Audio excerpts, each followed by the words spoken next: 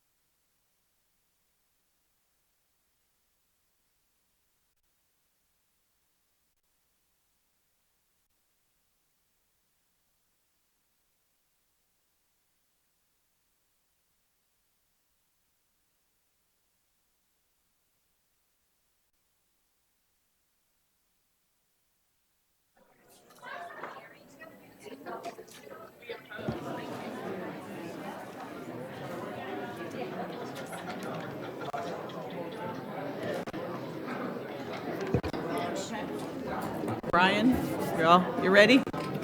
Are you Are ready? you ready? Good.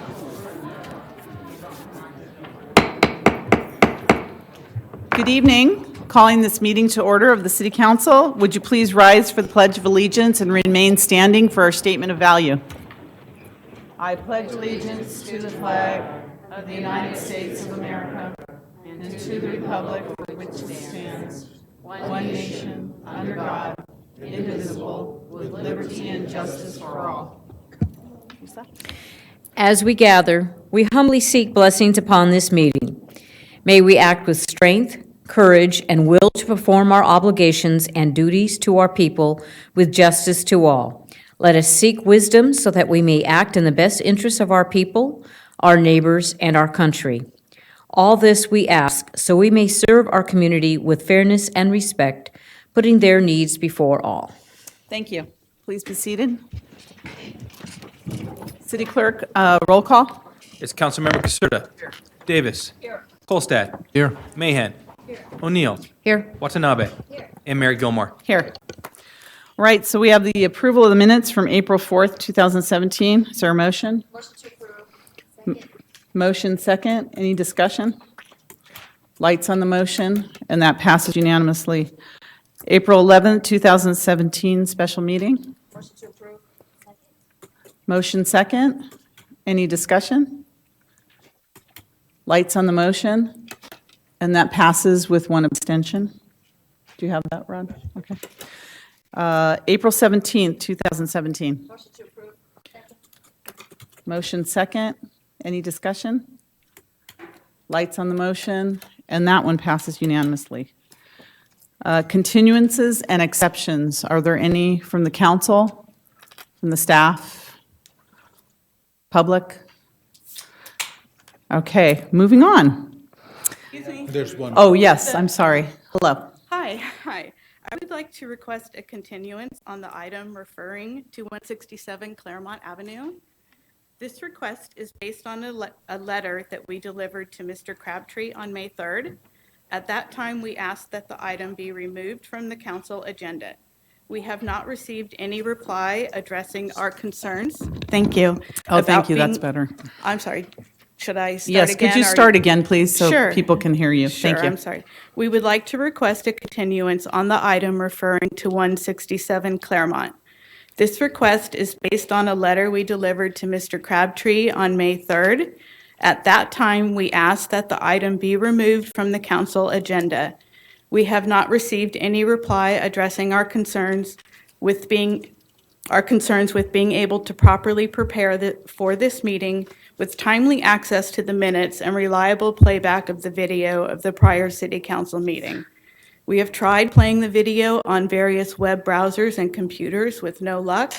The city library was unable to provide a CD, and the computers at the city library would not even list the past meetings, let alone allow for video playback. The reference librarian was consulted and confirmed these problems.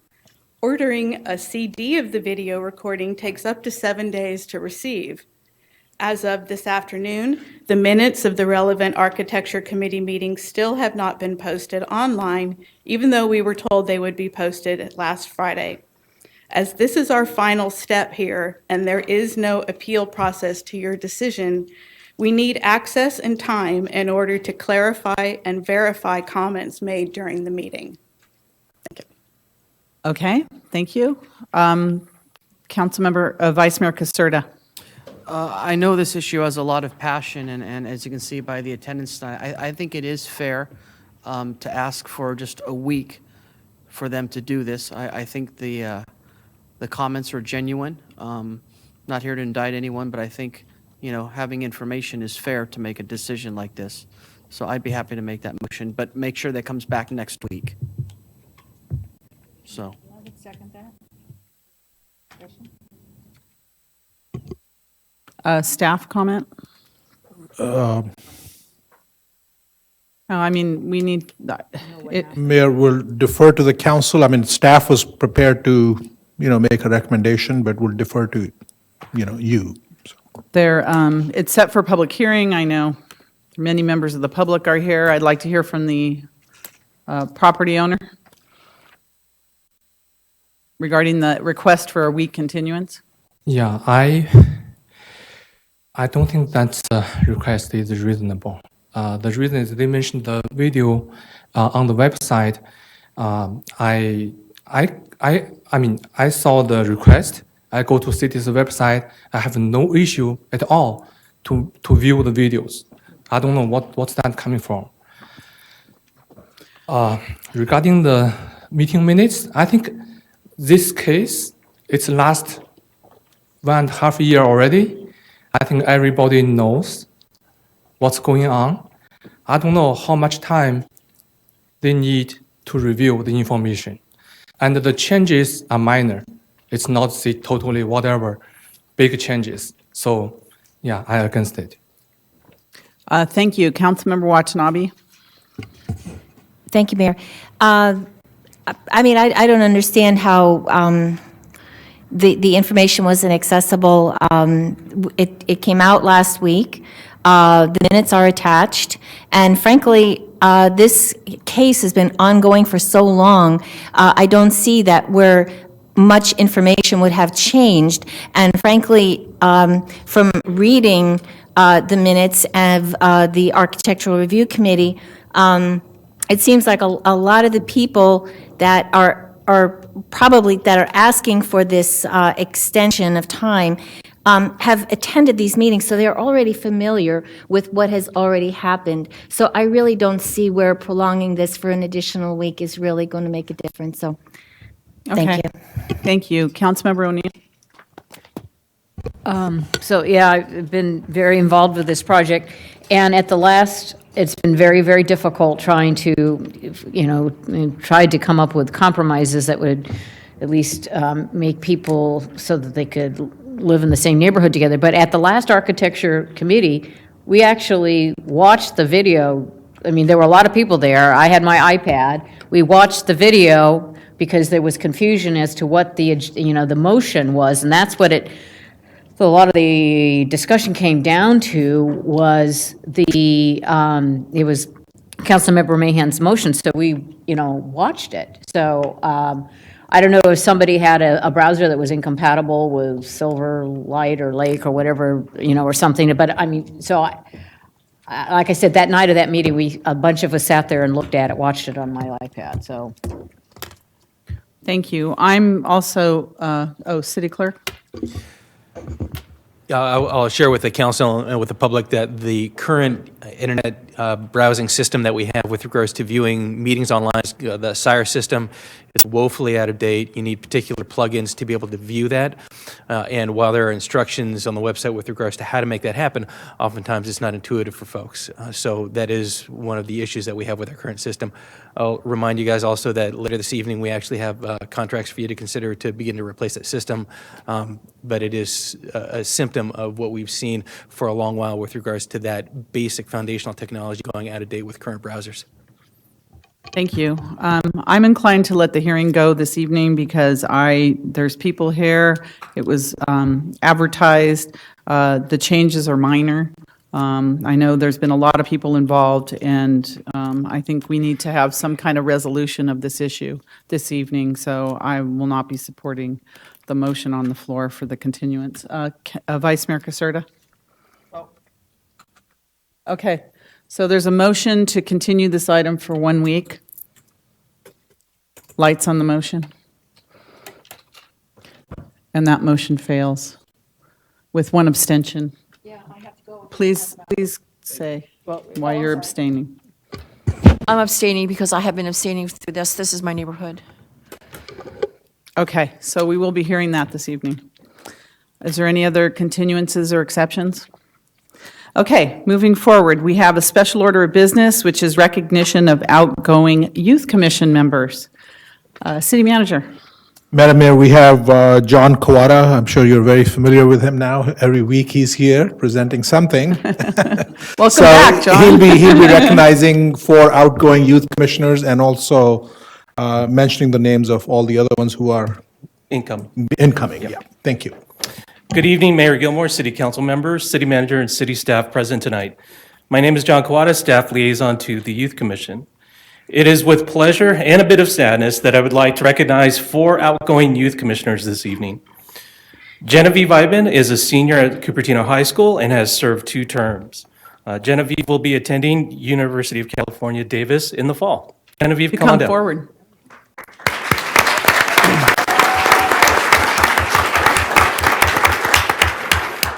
Tamara Pantic is a senior at Santa Clara High School and has served 3 terms. Tamara will be attending University of California, Berkeley. Oh, nice. Alyssa Riley is a senior at Wilcox High School and has served 3 terms. Alyssa will be attending Pepperdine University in the fall. Nice. Ryan Winter is a junior at Santa Clara High School and has served 4 terms. Come on down, Ryan. Wow.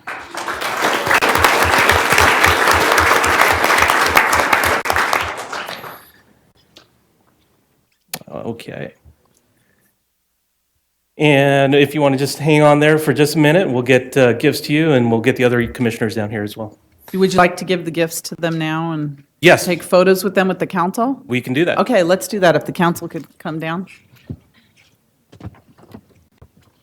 Or bring the new ones up. Let's honor these.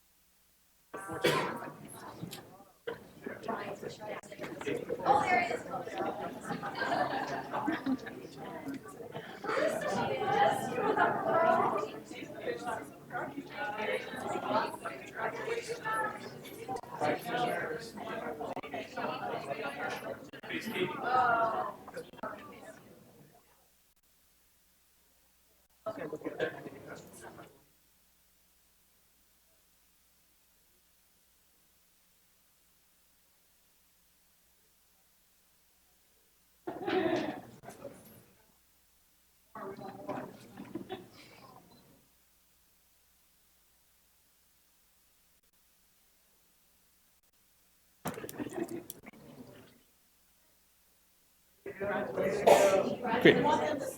No, they can go back.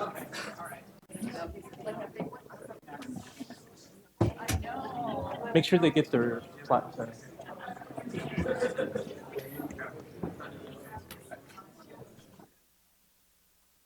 Yeah. Cool. Okay, now in with the new. Yes. Okay, on March 25th, candidates were interviewed for 4 open youth commission positions. The candidates recommended to City Council for appointment are Jezabella Jimenez, Mission Early College High School.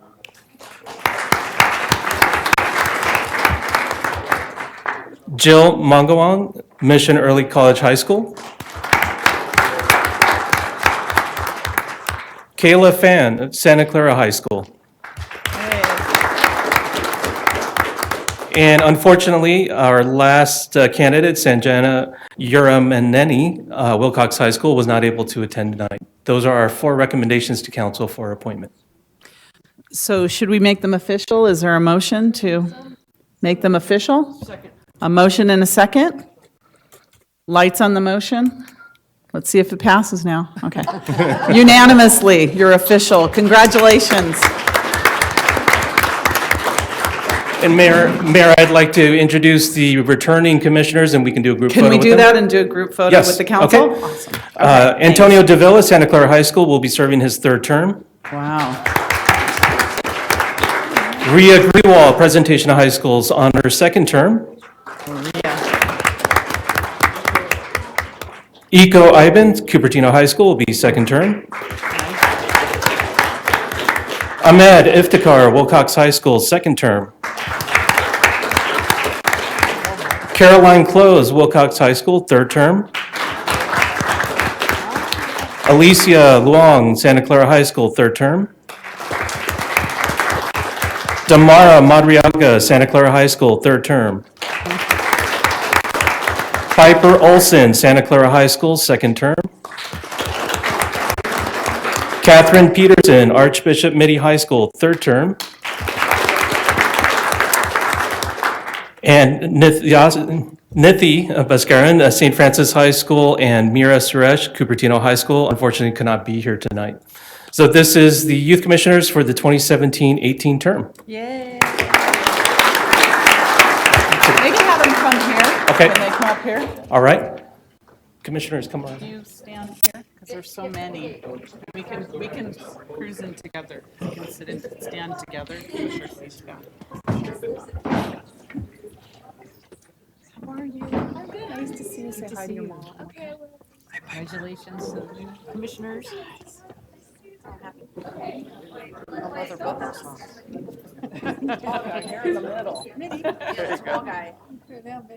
Okay, ready in three, I know. 2, 1. Tracy, you standing? Yeah. Okay, good. We want to see your face. Can you see the We're all good. Thank you very much. Congratulations, Congratulations, everyone. thank you for all your work.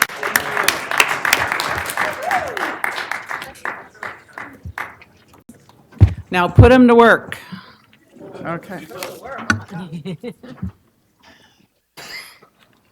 So I don't think we have any other action on that. So again, congratulations to the new commissioners, and there's a lot of work to do in the city, so we value your input. We really do. All right, consent calendar. All items are approved with one motion. Is there any items that the council would like to pull? Councilmember O'Neill?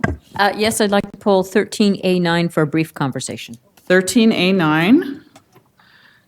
Councilmember Mahan? Yes, I have to abstain on one of the items. Sorry, 13A?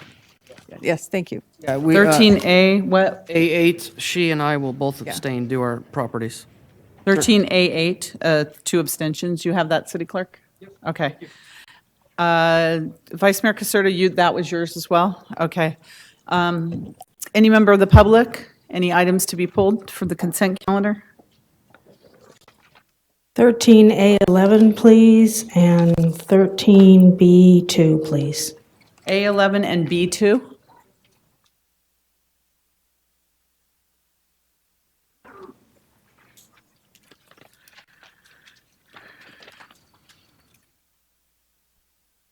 All right, is there any other items to be pulled? Okay, is there a motion for the balance of the consent calendar? Motion to approve the balance of the consent calendar. Second. Motion second. Lights on the motion. And that passes unanimously. All right, so we have 3 items.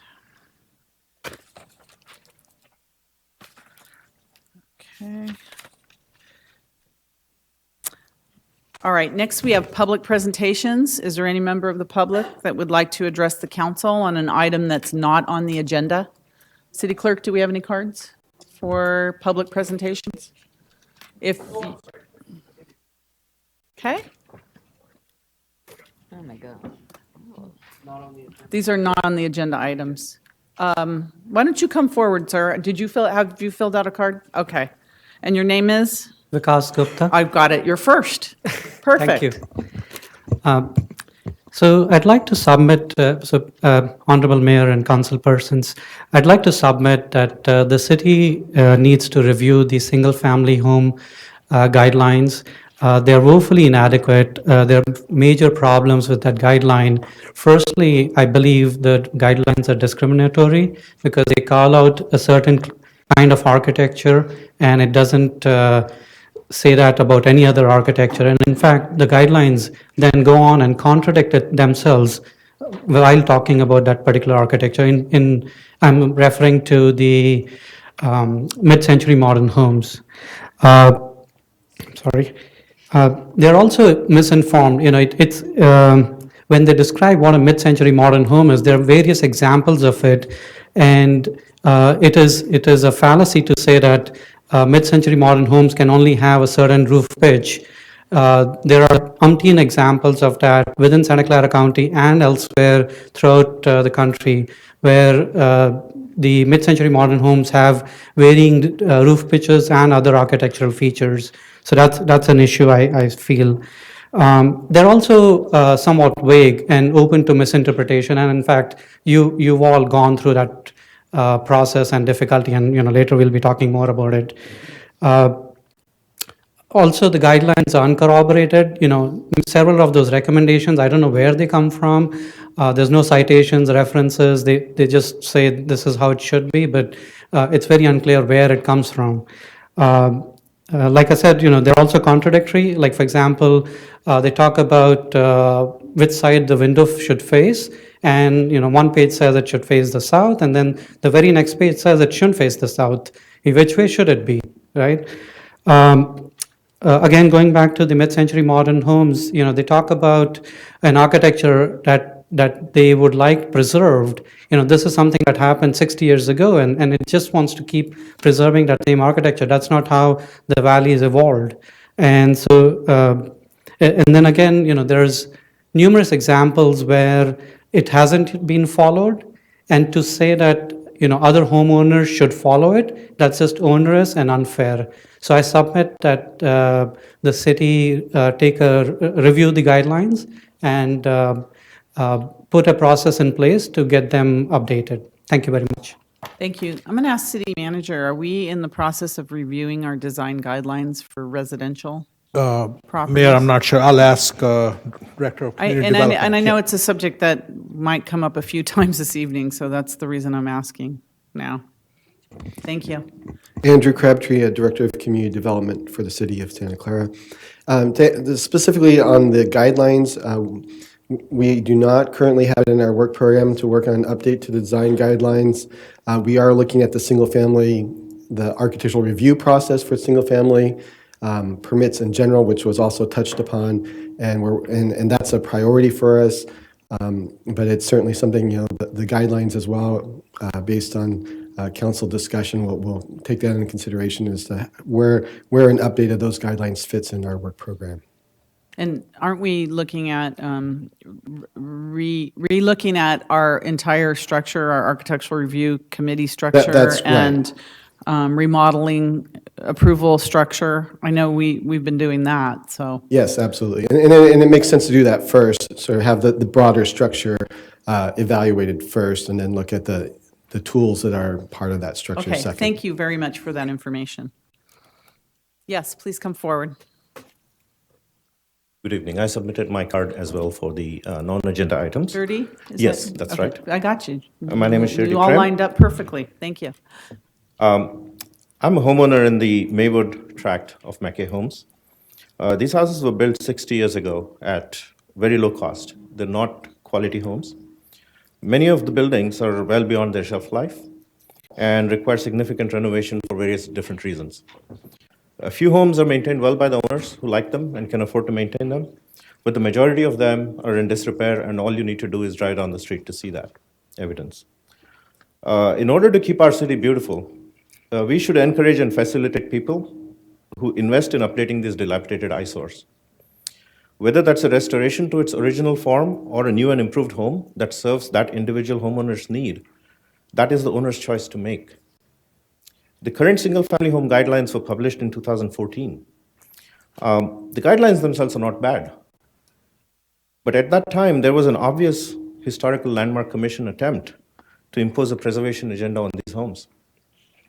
In September 2015, a large number of homeowners came to the council, over 150 signatures, and unequivocally rejected the idea of preserving entire tracts of homes.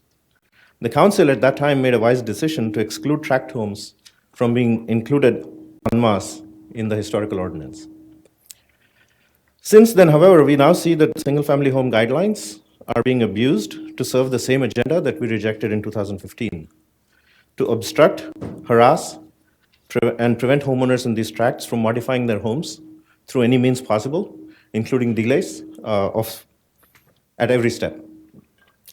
As a result, many homeowners in these tracts have been subjected to undue hardship, expense, and delay when they wish to upgrade their home.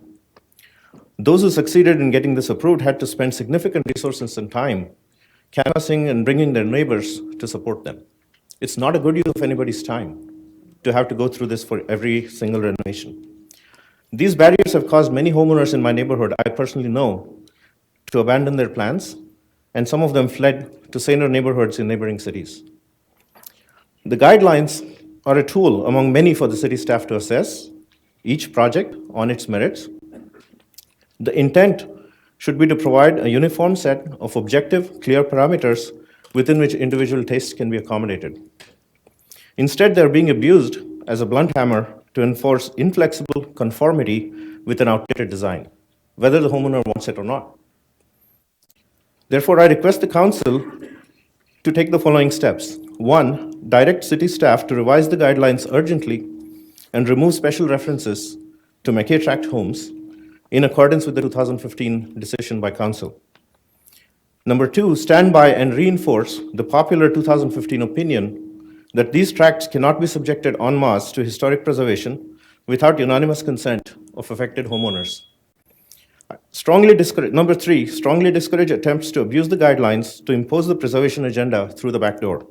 Thank you, sir. I think, One last point that's Okay. very important. I would also request the council to take a close look at conflicts of interest between members of the council, the Architecture Review Committee, and the Historical Landmark Commission, and recuse any conflicted individuals in order to ensure a level playing field. Thank you, sir. Thank you.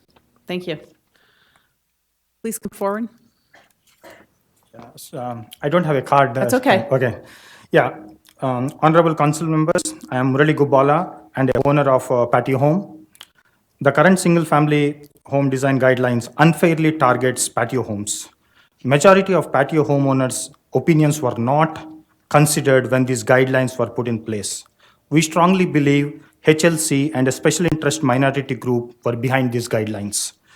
Now that the council has unanimously ruled that these patio homes are not historical in 2015, it is time to revise these guidelines and exclude patio homes. We want the council to discuss the patio homes, discuss the plans for revising the single-family home guidelines. Thank you. Thank you very much. Jim Sullivan. Yes. Good evening, Madam Mayor, members Evening. of the City Council. My name is Jim Sullivan, and I'm working with SCS Development, Citation Homes, a company that's headquartered here in Santa Clara.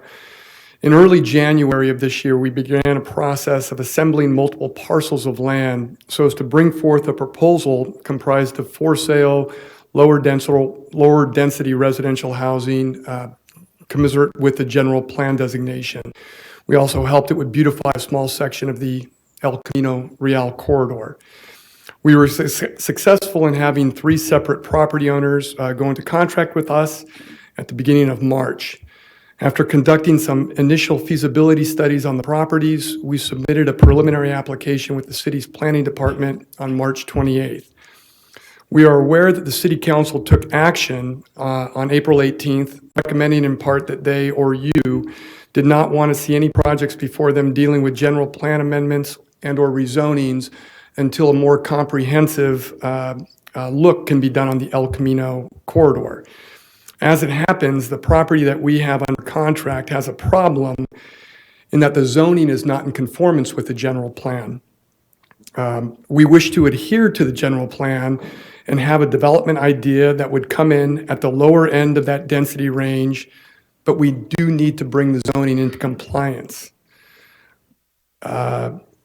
We are aware that at the meeting on April 18th, several projects were granted an exemption due to their being in the pipeline of the application process.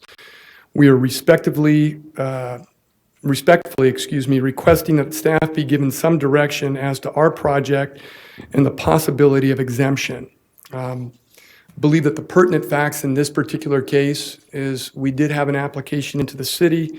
And number 2, the zoning that would be required of this particular project is in conformity, would make it to be in conformity with the general plan. We realize that staff has been tasked with obtaining community feedback over the next 6 to 10 months with regard to the El Camino specific plan area. We are firm believers of community involvement and would plan to host multiple forums and discussion groups with regard to our individual proposal. Thank you very much. Thank you. I have a question, I think, Councilmember Mahan. Yes, thank you. I did receive Mr. Schott's letter, and at that time I emailed our city staff asking whether or not there should be a reconsideration of the action we took on the El Camino specific plan. And I don't want to reopen that. What I'd rather do, in response to that, I was also informed that there's 2 other projects in the same pipeline situation.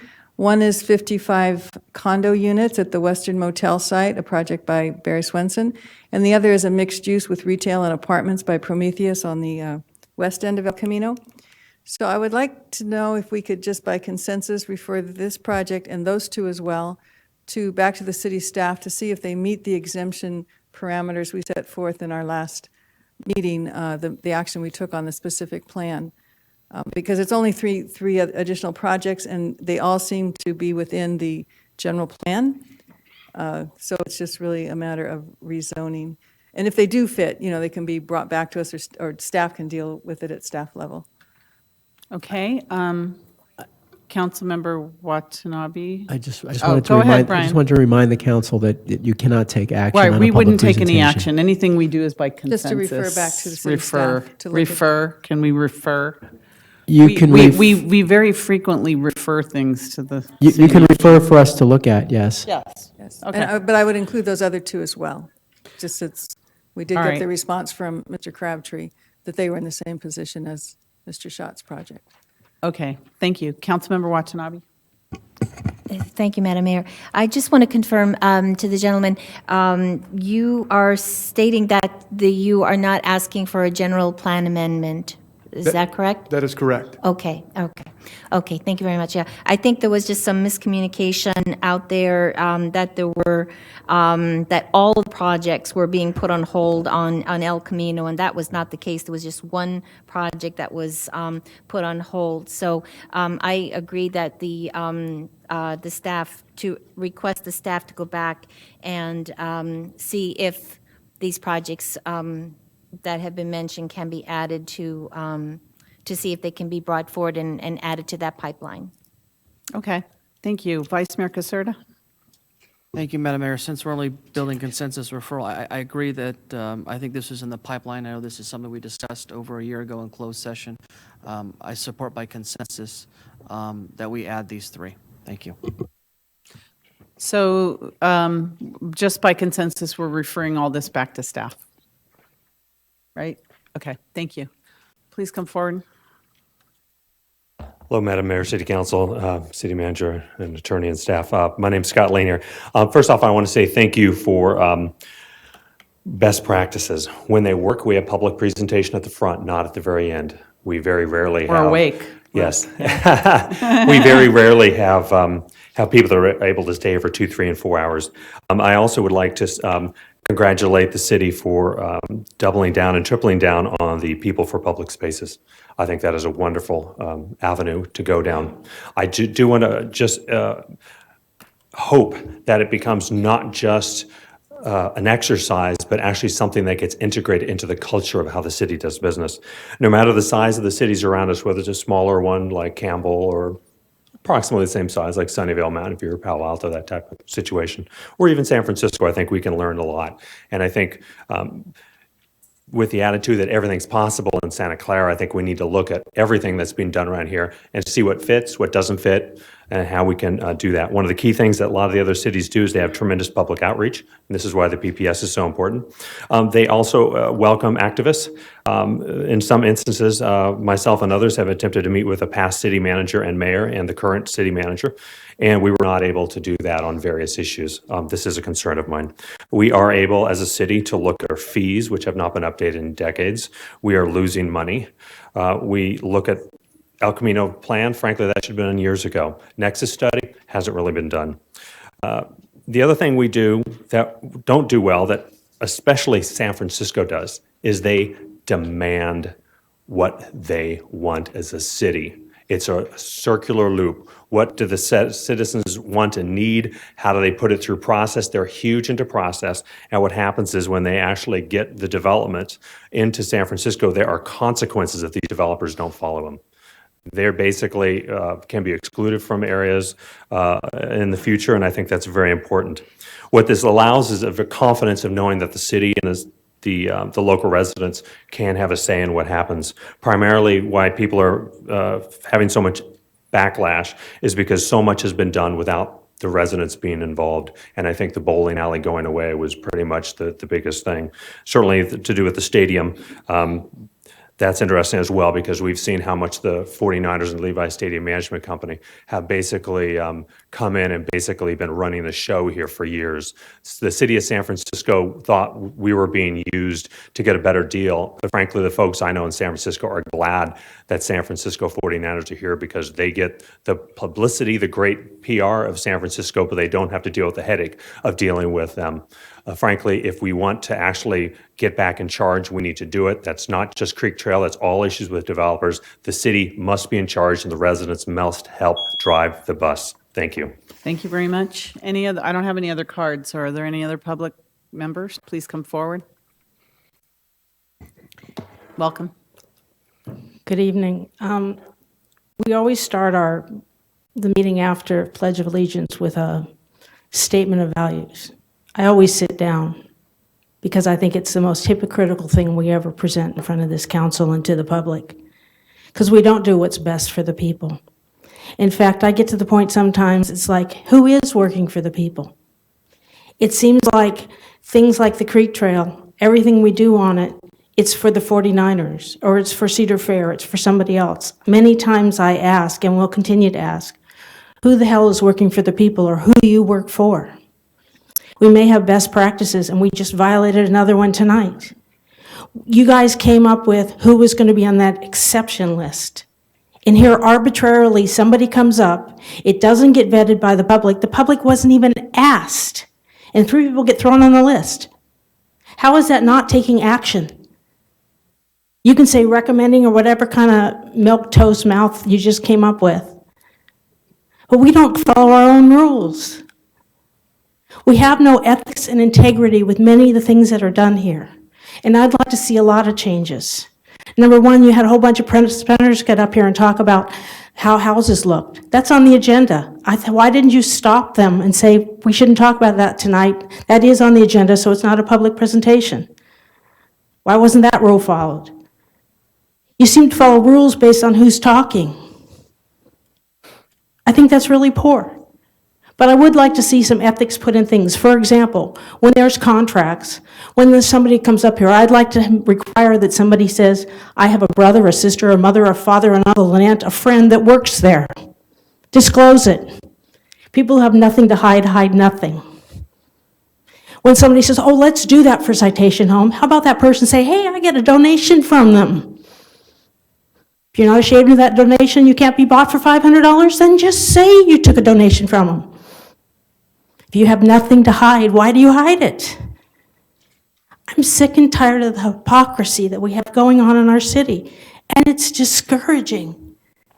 You make requests and you tell somebody you're violating the Brown Act, and everybody goes, duh. Nobody answers questions. I got a list of questions probably about that long. Still waiting for answers. I've asked, when you have an ethics violation, what's the procedure? What are the consequences? It's all lip service. We don't have consequences. Just pat them on the head, slap them on the butt, and let them go on down the road. How we run this city is pretty sad. We've got city staff that goes out and backstabs the council. I hope tonight on the Creek Trail, this council has some balls. Thank you, Ms. And Press. let me finish, much. please. And will you let other people continue? Let me continue. Just a moment. I hope they finally have some balls and say, Ms. this Press, is please. our city. Thank you very much. And Please. it's time you Ms. work Press, for us. Please, Thank you. Any other public presentations? Okay. Moving on, we will have now our consent items pulled for discussion. The first consent item is 13A9. Councilmember O'Neill.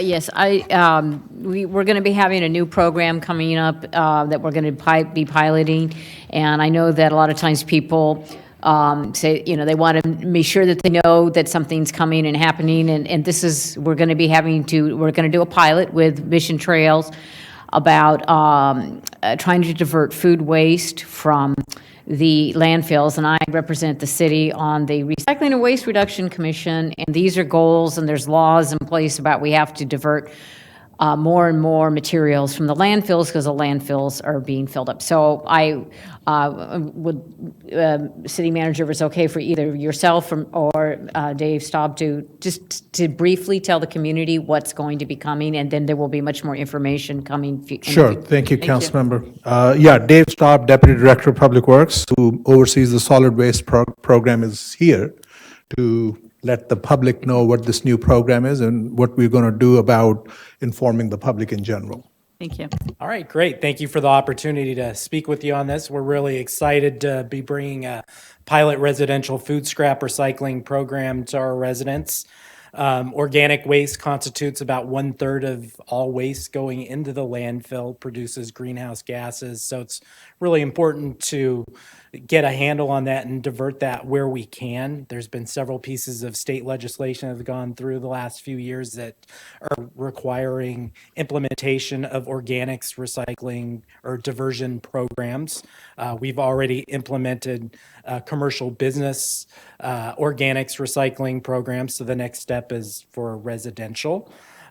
So the program that we're proposing to roll out in conjunction with Mission Trail would involve participants being provided with a new split cart container. The container would have a divider inside it. The container would have 68% capacity for garbage, 32% of the container would be for food scraps. Single-family households on 2 of our 8 residential collection routes would be participating in the program, which equates to almost 5,000 households. The food scraps that are collected would be taken to the Sustainable Alternative Feed Enterprise facility on Walsh Avenue in Santa Clara for processing. The nutritional content from the food scraps would be extracted and for use in animal feed products. We're estimating that 8 pounds of food waste per household per week would be conserved from going to the landfills with the implementation of this project. For startup, Mission Trail will have to retrofit 2 collection vehicles with internal split compartments and augers and purchase new carts to distribute to the participants of the program. The pilot has a 4-year commitment. We're proposing to set it up this way to minimize the costs of the equipment purchases and the retrofit over the duration of the remainder of the exclusive franchise with Mission Trail, which expires December 30th, 2021. It will take about a 6-month lead time to purchase and receive all the carts and to do the retrofit. So that's why we're coming to council now, seeing if it's in line with your priorities, asking for direction to fund it during in the fiscal year 17-18 operating budget. That way there's sufficient assurance for Mission Trail Waste Systems to go ahead and place the order for the new carts and do the retrofits. As far as planned outreach, our staff's really excited to outreach this project. We'll be doing direct mailers to those on the collection routes. We'll be developing a food scrap recycling webpage.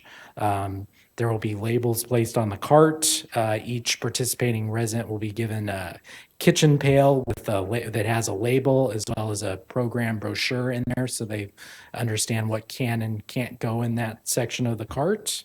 Our staff will be developing a survey to improve outreach techniques as well as gauging, the overall resident satisfaction with the program in advance of planning what our next franchise agreement, what that organics program will look like.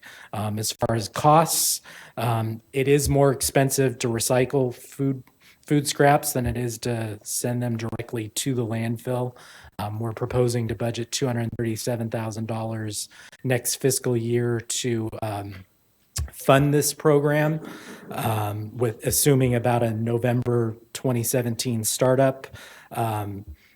This program would account for about 1% of the 3.5% proposed garbage rate increases that will be coming to council at a public hearing for consideration on May 23rd. And, as we further expand our organics recycling programs, we do expect at this time costs to go up.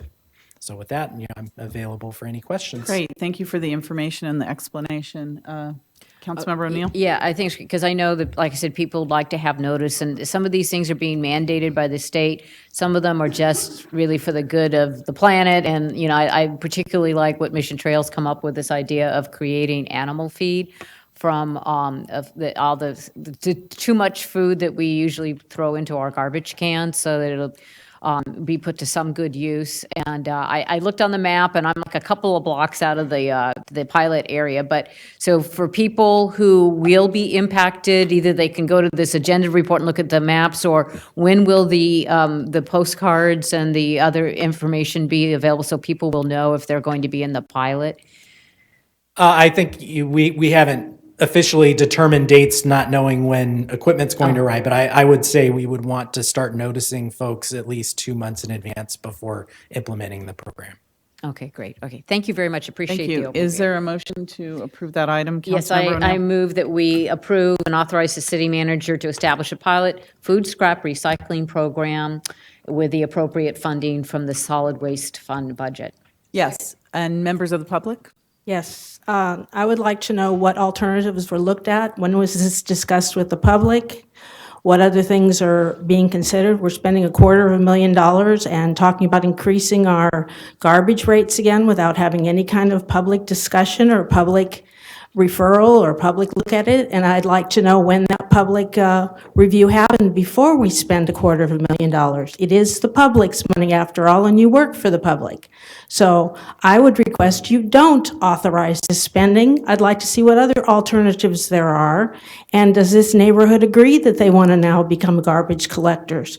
I think we should be looking at things like putting compost piles and that compost available for people to use in their yards. There's all kinds of other things we could do that are good for our planet besides collecting garbage. So when was this put before the public?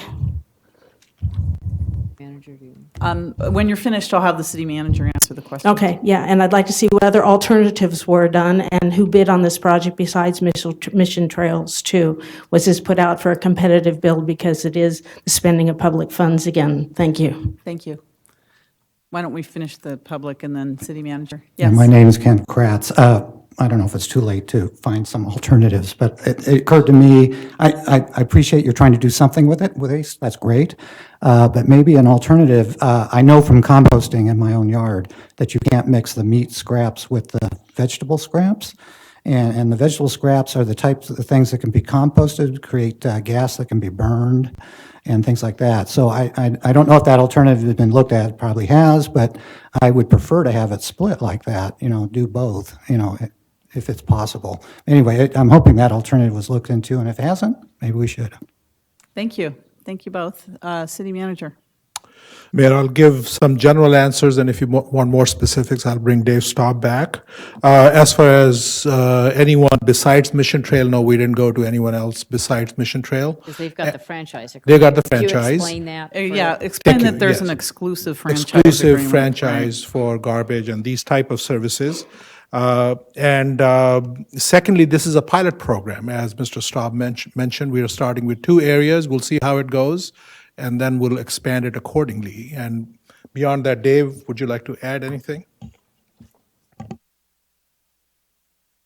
Sure, I would just like to say this is a very good opportunity for the city to take a step into the food scrap recycling program without making a huge commitment. We're going to be doing a lot of outreach throughout the program to see what works, if residents are happy. There are certainly other options for processing organic waste. And as we come up to the next exclusive franchise agreement, we're going to be looking at all of those, but this is just a really good opportunity with a facility, right down the street from us.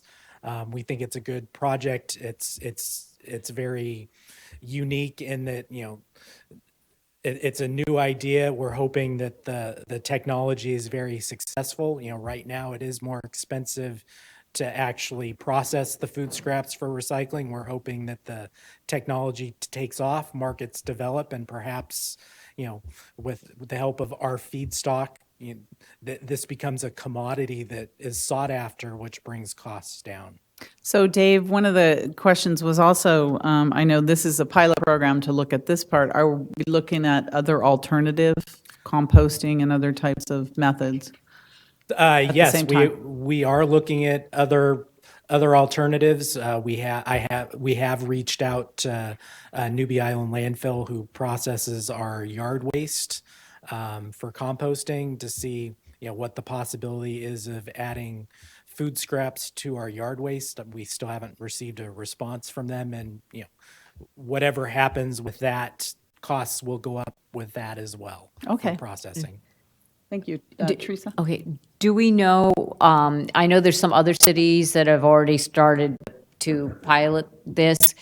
Do they do something, handle the food scraps separately? And I think some of our restaurants are already doing this, right? They're already separating out the food waste? Yes, that's correct. We've got, at last count, 47 businesses subscribed to our commercial business food scrap recycling program. There are surrounding cities that are beginning to implement food scrap recycling. Sunnyvale, I know, is getting ready to roll out. I know that San Jose has also done a pilot, and other cities are all the local cities are beginning to look at implementing these types of programs. Okay, but it's more like, it's all along the line of recycling the food scraps. That's what the other cities are looking at, collecting them separately and then disposing For them. single-family homes, that's all that I'm aware of at this time. Okay, all right, thank you. Thank you. And you had a motion on the floor? I seconded it. And there was a second? All right, lights on the motion to approve that item. And that passes with one from the dais. Thank you. All right, our next item pulled was 11. 7A11, and that's Ms. Brass, you pulled that item?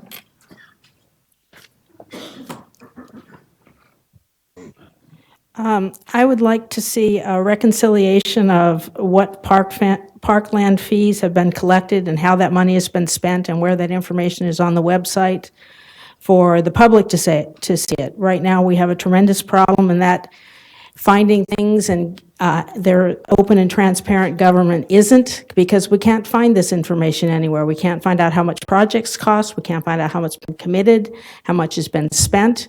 I'd like to know how much has been collected. So you should know those answers, I hope, and how much has been spent and when it's been spent on. And why is this fee going down instead of up? And what parklands have we actually purchased using this? I know we've spent it on doing pet projects for the director of Parks and Rec, but I'd like to know what parkland we've purchased, because that's where the shortcoming was, the reason we have this fee in place.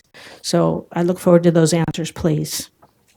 Okay, I'll turn to the city manager for part of that, but part of that, this item is about establishing the fee schedule for the new park fees, and it's based upon appraisals of property in the 3 different zip codes. So property values go up and down, and we spent a tremendous amount of time in the last year going through the process for appraisals and the instructions to our appraiser, which we had a big committee made up of all different aspects of the business community, the open space community, the parks community, the council, Parks and Recreation Commission. So we all collectively came up with our process, which is in place. There's going to be years where the values go up and years where the values stay the same and years where they go down. So in this case, they're gone down slightly, but they're still pretty high values for property, and our park fees are based upon that. So that's what this particular item is about. In terms of how many fees we've collected and what we've done with those fees, I know we've purchased some property for the dog park and the new soccer facility, and I know we've made multiple other improvements in town. But city manager, I think there's a section of our website where we talk about park fees, but I'll turn it over to you. We'll have to look at that and, make sure it's there. I know it's there, but if somebody cannot access that, and that's the discussion we are having with our community relations manager and our IT director, just to make sure that it's compatible with other people's tools that they have. One thing I would emphatically say that the director of parks does not have the discretion to spend money on his pet projects. No, we approve We follow all the council projects, direction, and the money is spent on council-directed projects. Thank you for that clarification. Is this on this particular item? Okay, come forward, please. Yeah, hi. I just wanted to speak in favor of this. This is one of the many fees that needs to be raised. These fees specifically and many others are literally decades out of date. So I want to congratulate the city for doing this and use this hopefully as an impetus across the board to compare to other cities in the Bay Area as well as the county.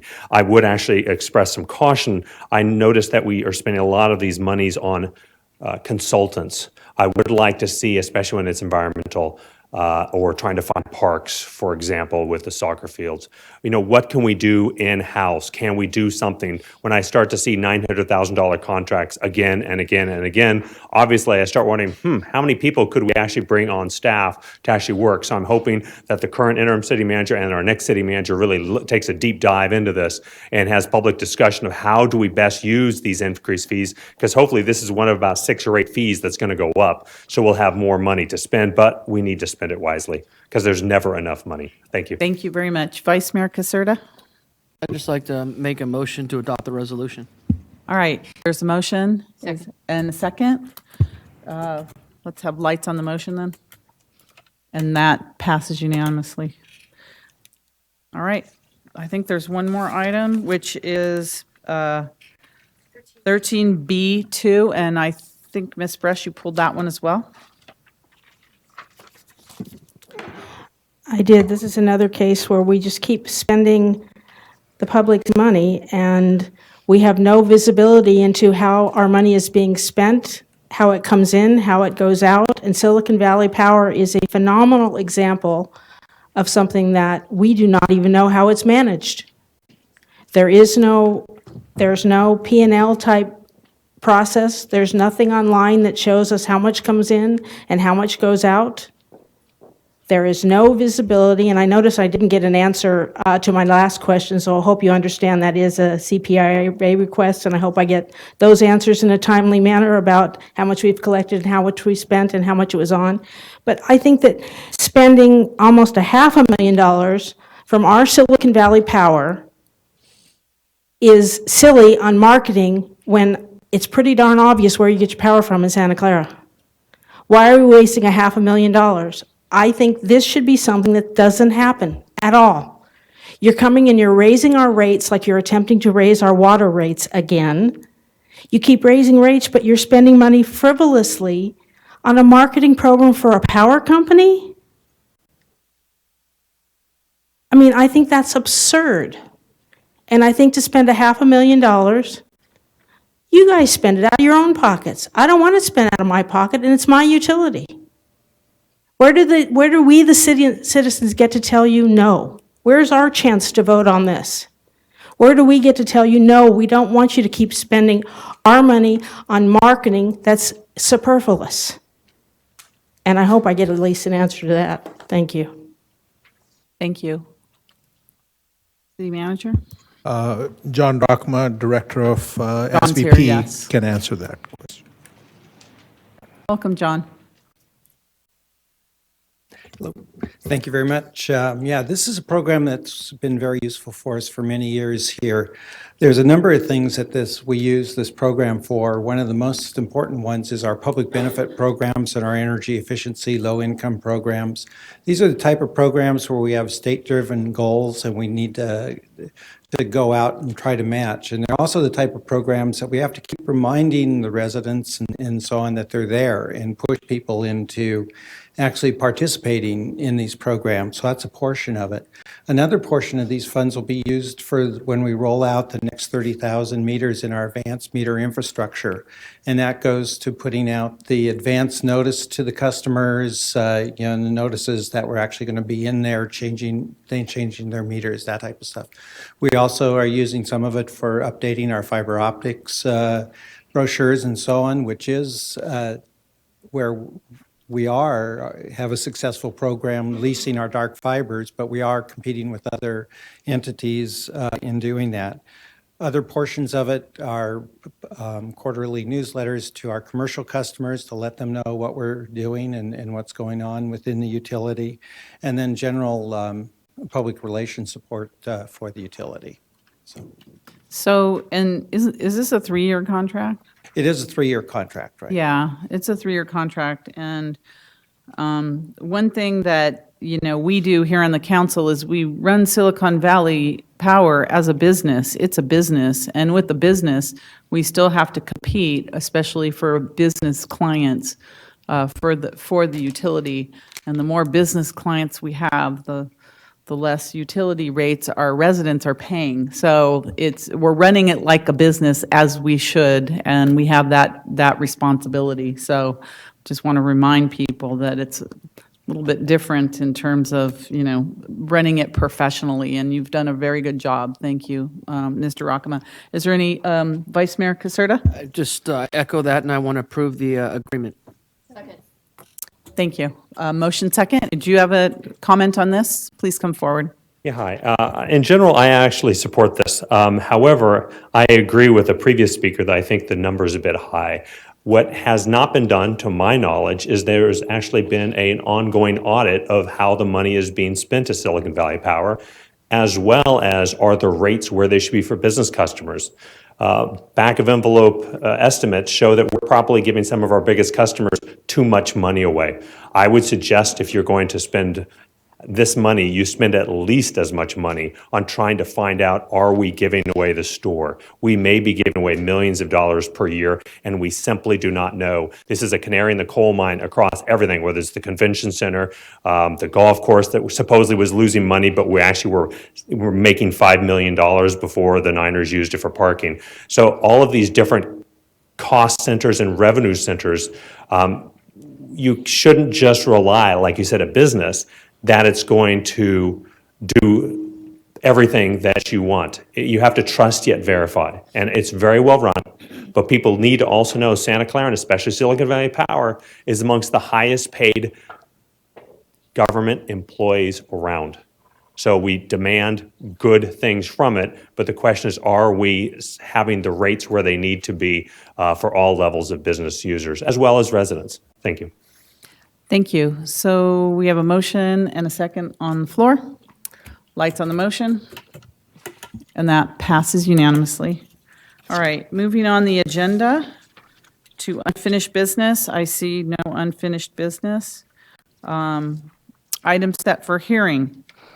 The first is the approval of the annual action plan for fiscal year 2017-18 for the use of Federal Community Development Block Grant Program, CDBG, as we all know, and the Home Investment Partnership Act, the Home Entitlement Funds, and authorization for the city manager or designee to execute the documents for submission to the U.S. Department of Housing and Urban Development by May 12th, 2017. And this is public hearing, so declare the hearing open. City Manager?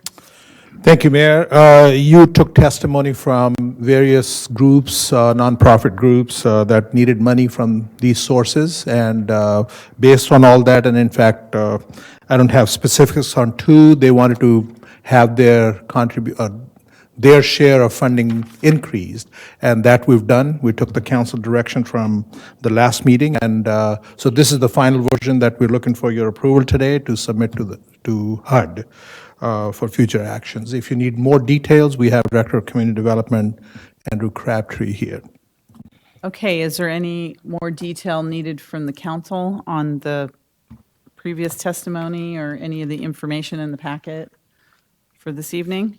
Okay, seeing none, it is a public hearing. I'm going to open it up to the public. If anyone would like to come and make a comment on the CDBG or the home funds, entitlement funds. Rod, do we have any cards on this public hearing? Okay, please come forward. I'll speak real quick. I'm glad that they went to the Citizens Advisory Committee for this, so this is fantastic. However, people should know that the extra funds that went to these folks was because it was undersubscribed. So the city needs to do a much better job of outreach to the various nonprofits. Normally you have, let's say, 3 to 4, even 5 times as much demand as far as money to give. In this case, we were the opposite. We had more money than people wanted to give. So basically, that should tell us that we did not do an adequate outreach. Additionally, as that's part of the CAC's role, ideally that would come in earlier in the stage to satisfy public input and outreach much better. So we're all learning on this. I'm glad, but since the CAC has been around since 1962, it's good that we go back to one of its core functions, which is this development program. Thank you very much. Maybe we'll make an effort next year to get it to the Citizens Advisory Committee earlier than we did, but at least it got there, so that's progress. Okay. Any other comments from the public? All right, so there's a motion to close the public hearing. Second. Motion second.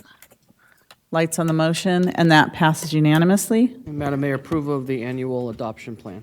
So there's approval of the plan. Second. And a second. Any discussion, council? All right, lights on the motion, and that passes unanimously. Thank you for that.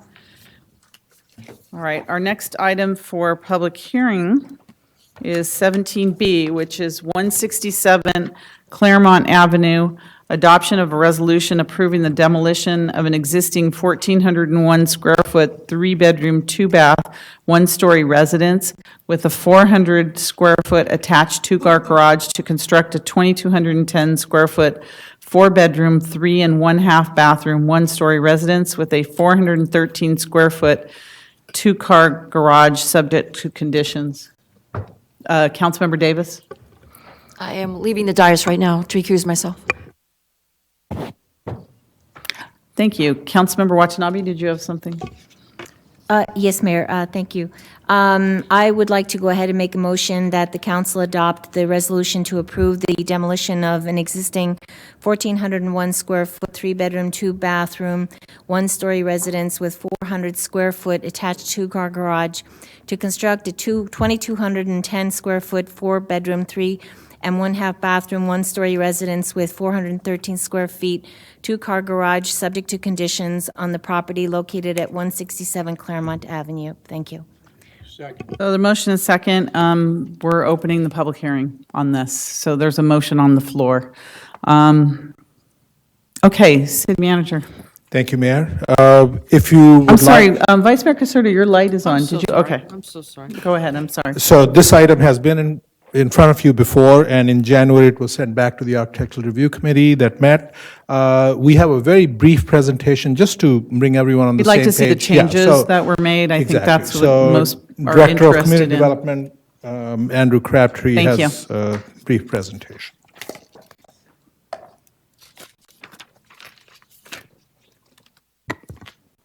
Welcome. Thank you. I'm Andrew Crabtree, Director of Community Development. I'll focus just on the changes that were made. The project in front of you is 167 Claremont Avenue. You've read the description. It's appeal that you are asked to deny and uphold the Architectural Committee's approval, which happened previously. So just, that's the existing house on the left. It's on a street with a number of Mackey-style homes as discussed previously. This is the prior, what council saw in January, at which point it was referred back to the Architectural Committee, which now has referred back to the City Council. The specific changes in the current iteration are highlighted here in red. So you can see the prior version and then the one below. The changes are that this three skylights on the roof were replaced with 2 at a different location. The roof over the entry element was lowered in height so that the entry would be less prominent. And then there were some, the bay window was simplified to a single window. Before it was sort of a bay window with multiple planes. So those are the changes in front of you. And with that, I could give more analysis, or if that's sufficient, I'm available for questions. Let's ask the council. Are there questions from the council for Mr. Crabtree? Not at this point from me. Not at this point, but we'll reserve questions for later if that's okay. So don't go anywhere. Thanks. All right, is that it, City Manager? At this point, Yes. I'd like to call the applicant Yes, forward. If you'd like to come forward, applicant, and make a presentation.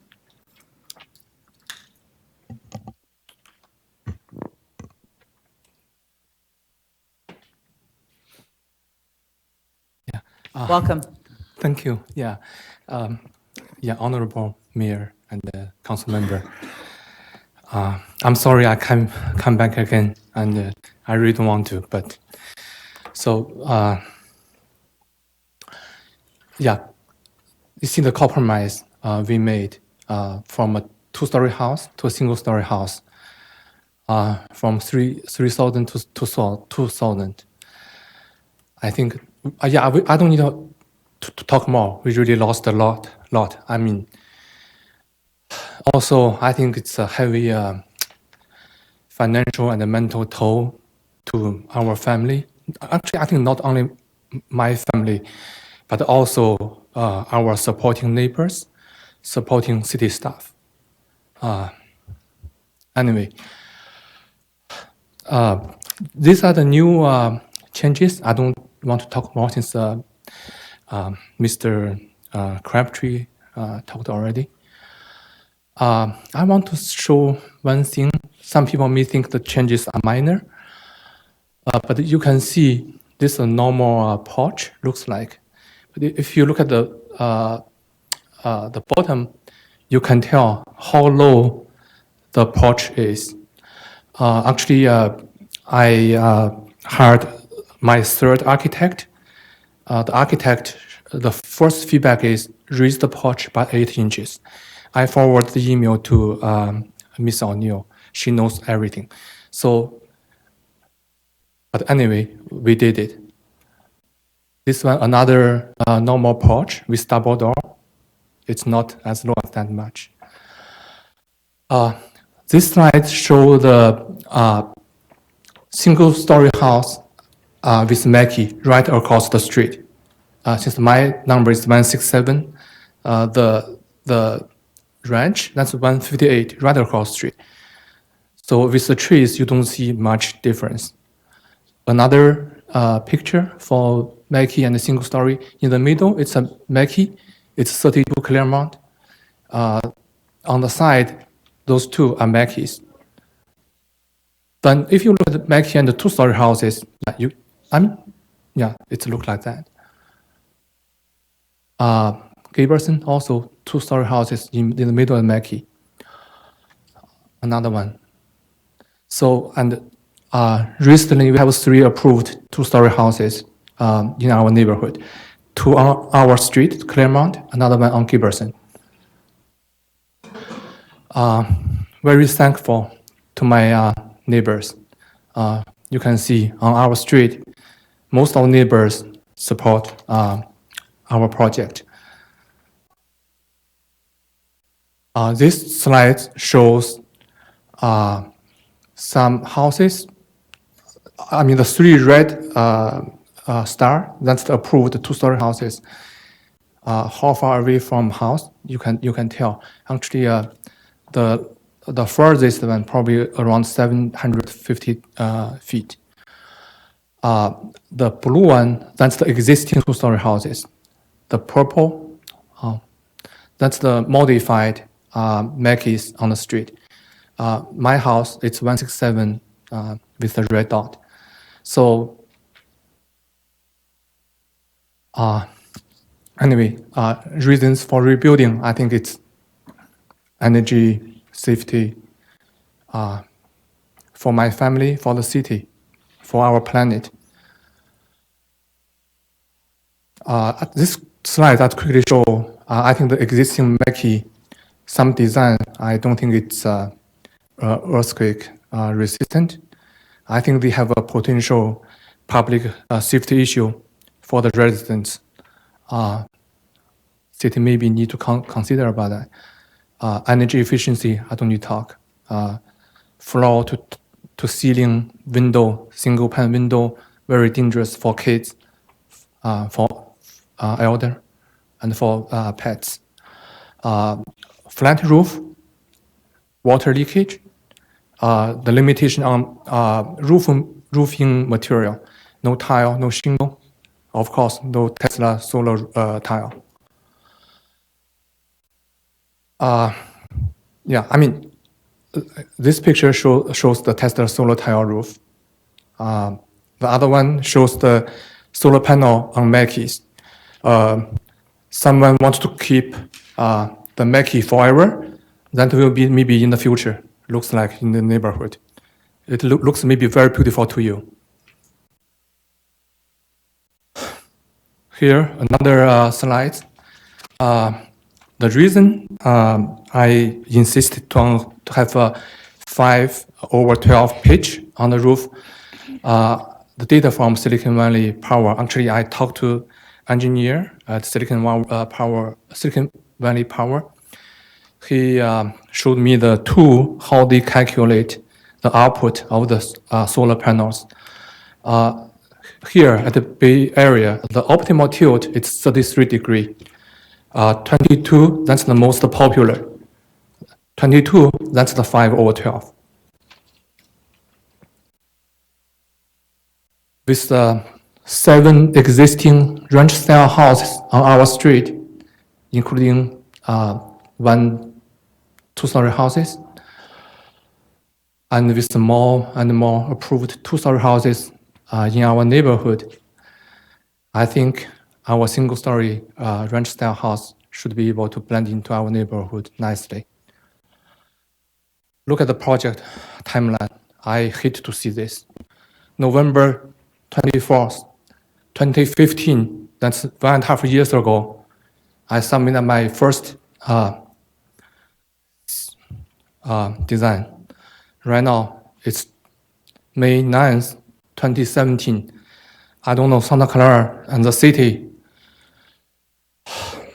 how difficult can the homeowners can get a permit?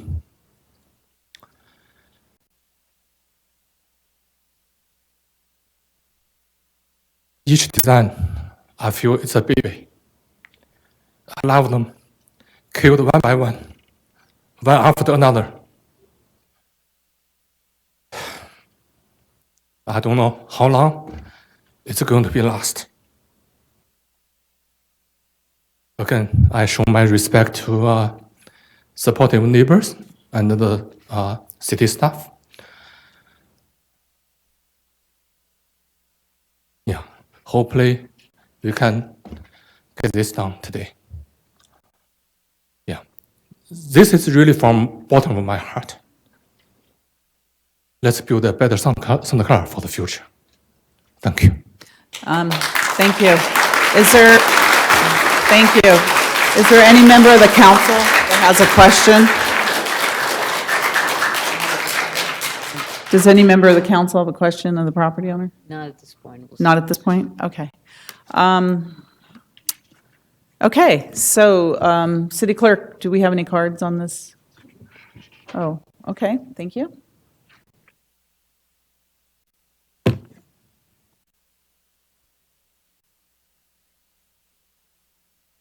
Thank you. First, we have Bruce Donahue, and then if Murali Gubala could line up, please, and Vika Gupta after that.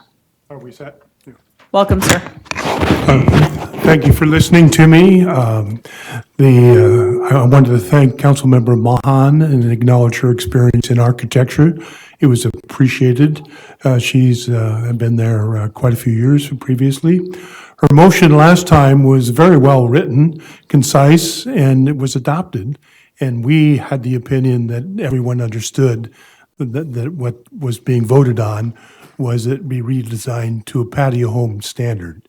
And that became a controversial issue with with Councilmember O'Neill.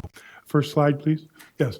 And so the project's first submittal was 2-story, as mentioned, and did not address the adopted guidelines in any fashion. And the staff had requested that it be modified, but there was no effort to be made to address the guidelines or to be compatible with the neighborhood. We thank the Architectural Committee for rejecting it outright. Next slide. The change came in as a single-story design.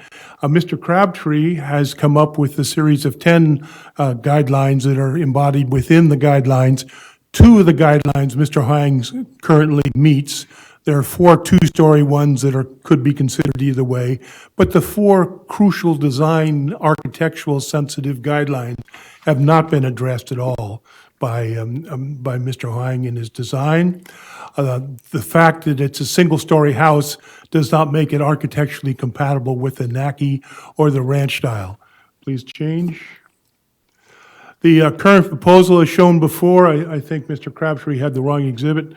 It shows the Mackey home on the adjacent block. There's a substantial block there. At one limit, we have the Mackey, and at the other limit, the extreme of the other end is the current proposal. The notion is that the guidelines are in the middle. Next exhibit. 1 second and I'll finish.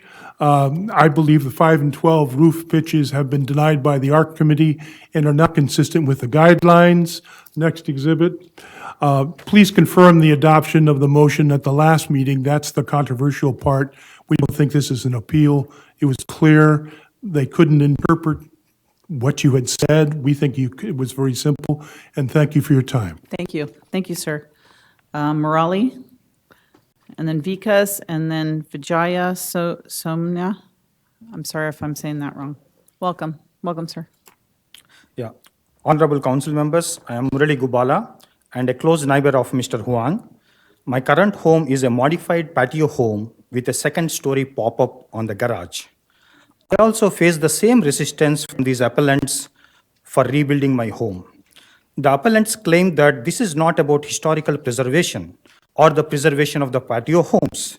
They are using the loopholes in the single-story guidelines, which are due to the inclusion of patio homes in the guidelines. This group's original intention is to make all patio homes go through HLC review. When their efforts failed in 2015, they are resorting to appeals by using the loopholes in the single-family guidelines. Here is an extract of Jeannie Mahan email to Yen Chen on July 19, 2016 for both our homes. Begin quote. The 2 homes in the Fairmead area, 167 Claremont Avenue and 3493 Gibson Avenue, are coming before the committee. I would strongly agree that the committee follows staff recommendation to deny demolition. These homes should not be demolished as they have distinct architectural value. Instead, we should be looking at ways to retain their architectural and historical significance. End quote. Jeannie Mahan, HLC Commissioner. Even my home, which is a modified Mackay home, which is a pop-up, the HLC Commissioner, Jeannie Mahan, thinks they have to be historically preserved. By now, all the council members are fully aware of the true intentions of the appellants. I request that all the council members to be impartial in their judgment and approve Mr. Huang's project without any further delay. I also request the council members to revise the single-family home guidelines by removing the restrictions on patio homes as they are not historical. Thank you. Thank you.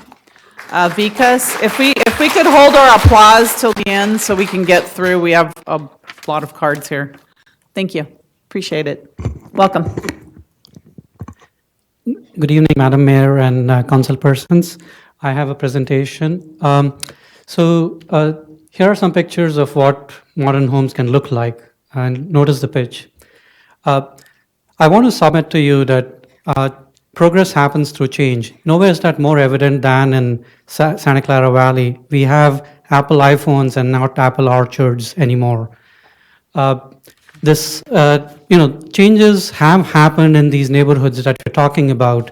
And, this is a study I've done, and there's a lot of changes in the neighborhood. There are homes that are joining each other that have different architectural styles, and to subject Mr. Huang's project to a certain standard is totally unfair. The statistics is for Mr. Huang's neighborhood, the previous one was for mine. Again, some more examples of homes that look very different from the standard Mackay home. Why are we impinging Mr. Huang's family to a different standard? More homes?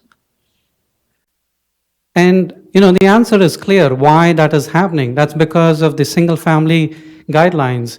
And I've said before, they need to be revised.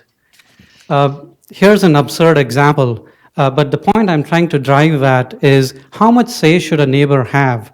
It is totally unreasonable that a small set of people can subject Mr. Huang, the neighborhood, and the entire city and hold them to ransom and not let this project proceed.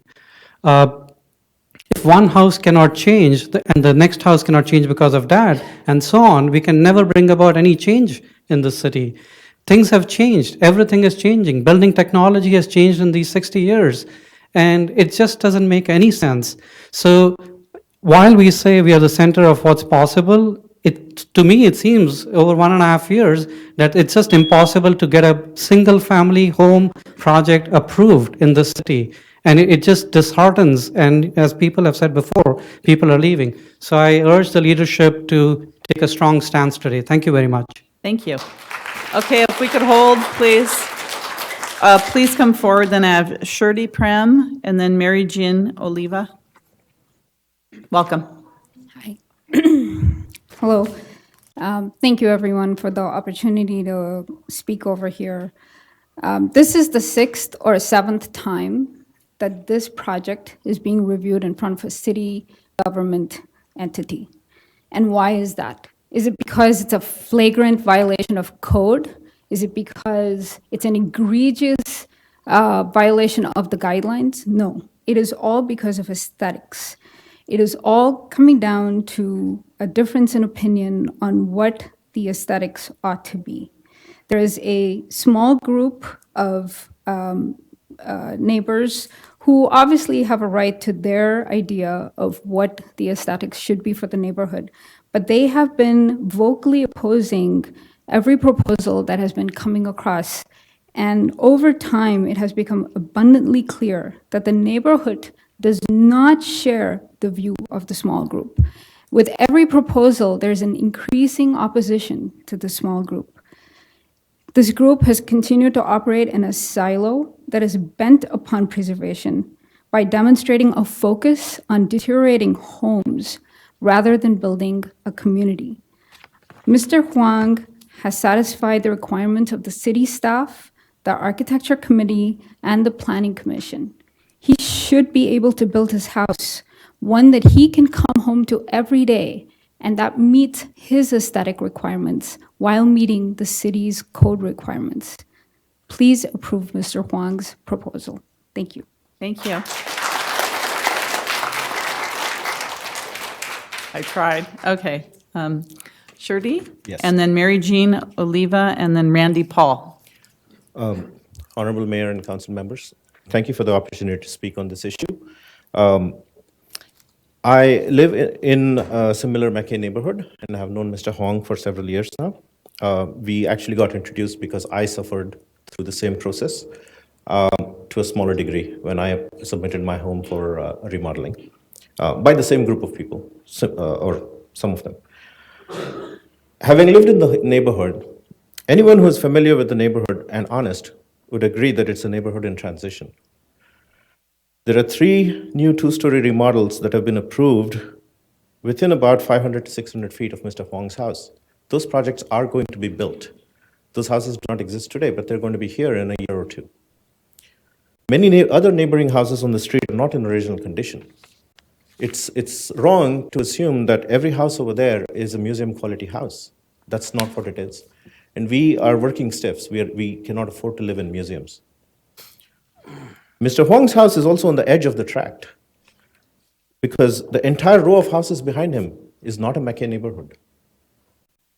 All over Maywood and Fairmead tracts, there are many examples of remodeled houses adjacent to Mackay homes.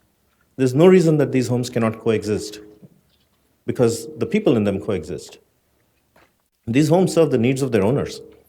And as Richard Neuter said, a home or a house, I don't remember the exact quote, a house is a machine for living in. We should not forget that the primary purpose of a house is to serve the people living inside it. The City Council has already ruled that these tracts are not subject to historical preservation. The majority of the neighborhood rejected the HLC's attempt. The council should take immediate steps to ensure that we, the residents of the neighborhood, do not continue to suffer in pursuit of this rejected agenda. Mr. Fong's house meets the city staff's requirements and should be allowed to proceed. Thank you. Thank you, sir. Mary Jane, Randy Paul, and then John Leah, LIA. I feel great sadness, actually, for both the appellant and the applicant. This has taken much time and cost and frustration for everyone. Somehow, I wonder if our staff or the commissioners or the elected officials just were unfamiliar with the details of the design guidelines, or if they just personally have a distaste for mid-century modern architecture. They've not given proper guidance, I think, at the very beginning, and he has been unwilling to remodel in a one-story modernist style that fits with these Anshin and Allen designed neighborhoods. My hope is that our officials will not look at examples of earlier misguided design approvals in the vicinity as an excuse to allow further encroachments on the rights of the nearby neighbors to enjoy the many practical and aesthetic advantages of these unique homes. I realize that some see no value in preservation of old buildings. However, California has a state office of historic preservation, and this city is a certified local government. The state office expects our city to have a historic preservation ordinance and recommends that we have a process for districts to become listed as resources, districts such as Victorian and mid-century modern districts. If none of us had spoken up in the 80s, we would not have the Harris Lass Museum, and it would have been torn down. It is a resource for the city. These homes and neighborhoods are a resource for the city. Do you want to tear them down now and let the erosion continue until we lose this? Thank you for your time. Thank you. Randy Paul, and then John Leah, LIA. Welcome. Good evening. I live at 177 Claremont. I object to this project as currently designed. I would like to make 2 points. First, on January 24th, the council voted to reject the design of this project and directed the applicant to redesign in accordance with the requirements of the city's residential design guidelines. As there have been no substantive changes to the design, I find it both significant and deeply disappointing that both the applicant and staff, vis-a-vis their current recommendation for approval, have chosen to disregard the direction given by council. So tonight I request that council reaffirms its previous direction. Second, from the tone of hearings to date, one might surmise that complying with the guidelines presents some extraordinary hardship for the applicant. I assure you this is not the case. Conformance with the guidelines has little or no effect on the size of the project in terms of square footage or the numbers of bedrooms and bathrooms, nor does it impact the functional layout of the plan.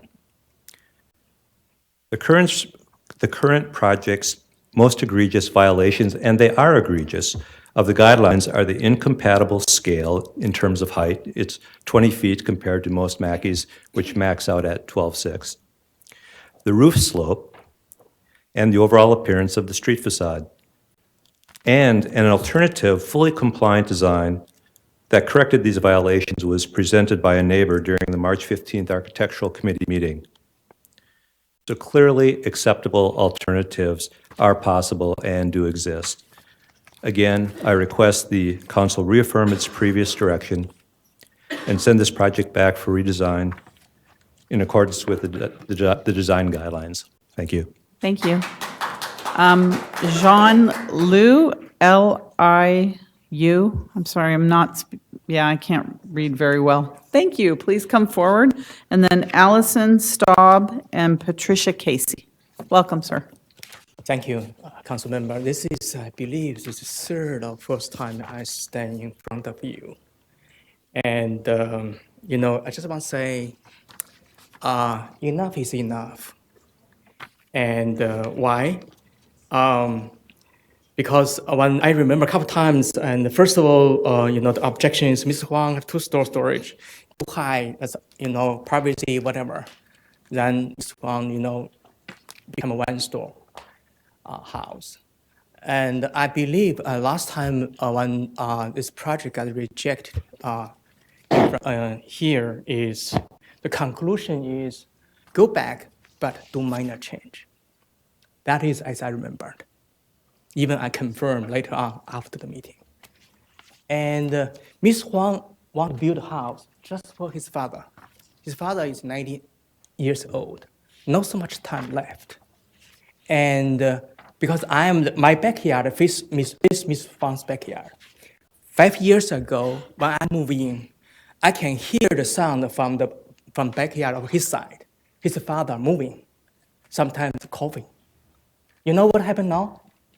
I cannot hear anything from his father when I was in my backyard, when I'm in my backyard. Moment I go, I check with him. What happened? I can't hear any sound from your father. He told me his father even cannot step out right now. So what do we achieve for 1.5 years? Just prevent this building and be built, and the son just want to, build this building and for the rest of the year, not so many, for his father. So any objection, so you think from your heart, where you're conscious against this project. And I hope the council member, and you hear the voice, you hear the applause, you see the people here, and you go with your heart. Thank you. Thank you. Allison Staub, and then Patricia Casey. Welcome. Hi, good evening. I have submitted a letter to the City Council already, pointing out that the current design grossly deviates from the design guidelines adopted by the zoning ordinance in 4 of the 6 design criteria, and therefore I'm asking the City Council to reject the design. There's a related underlying issue I would like to use my speaking time to bring up. This is the 3rd evening I've spent in this room to discuss designs for this property that deviate significantly from the design guidelines adopted by the city. I would like to ask the City Council why this design was not rejected outright by the Architectural Committee and City Council, given that it does not come close to meeting the design guidelines. Why does the city not enforce the guidelines they have adopted? Why are we even meeting to discuss a design so out of line with the specifications? I feel for the applicant for all he has gone through on this. Even though I do not believe the current design should be approved, I do not think the hoops he has been forced to jump through are justified. If the city had made it clear that the guidelines are to be upheld, this would not have happened. Thank you. Patricia Casey? I'd like to give my time to Mary Brio. Okay, thank you. Welcome. Hi, thank you.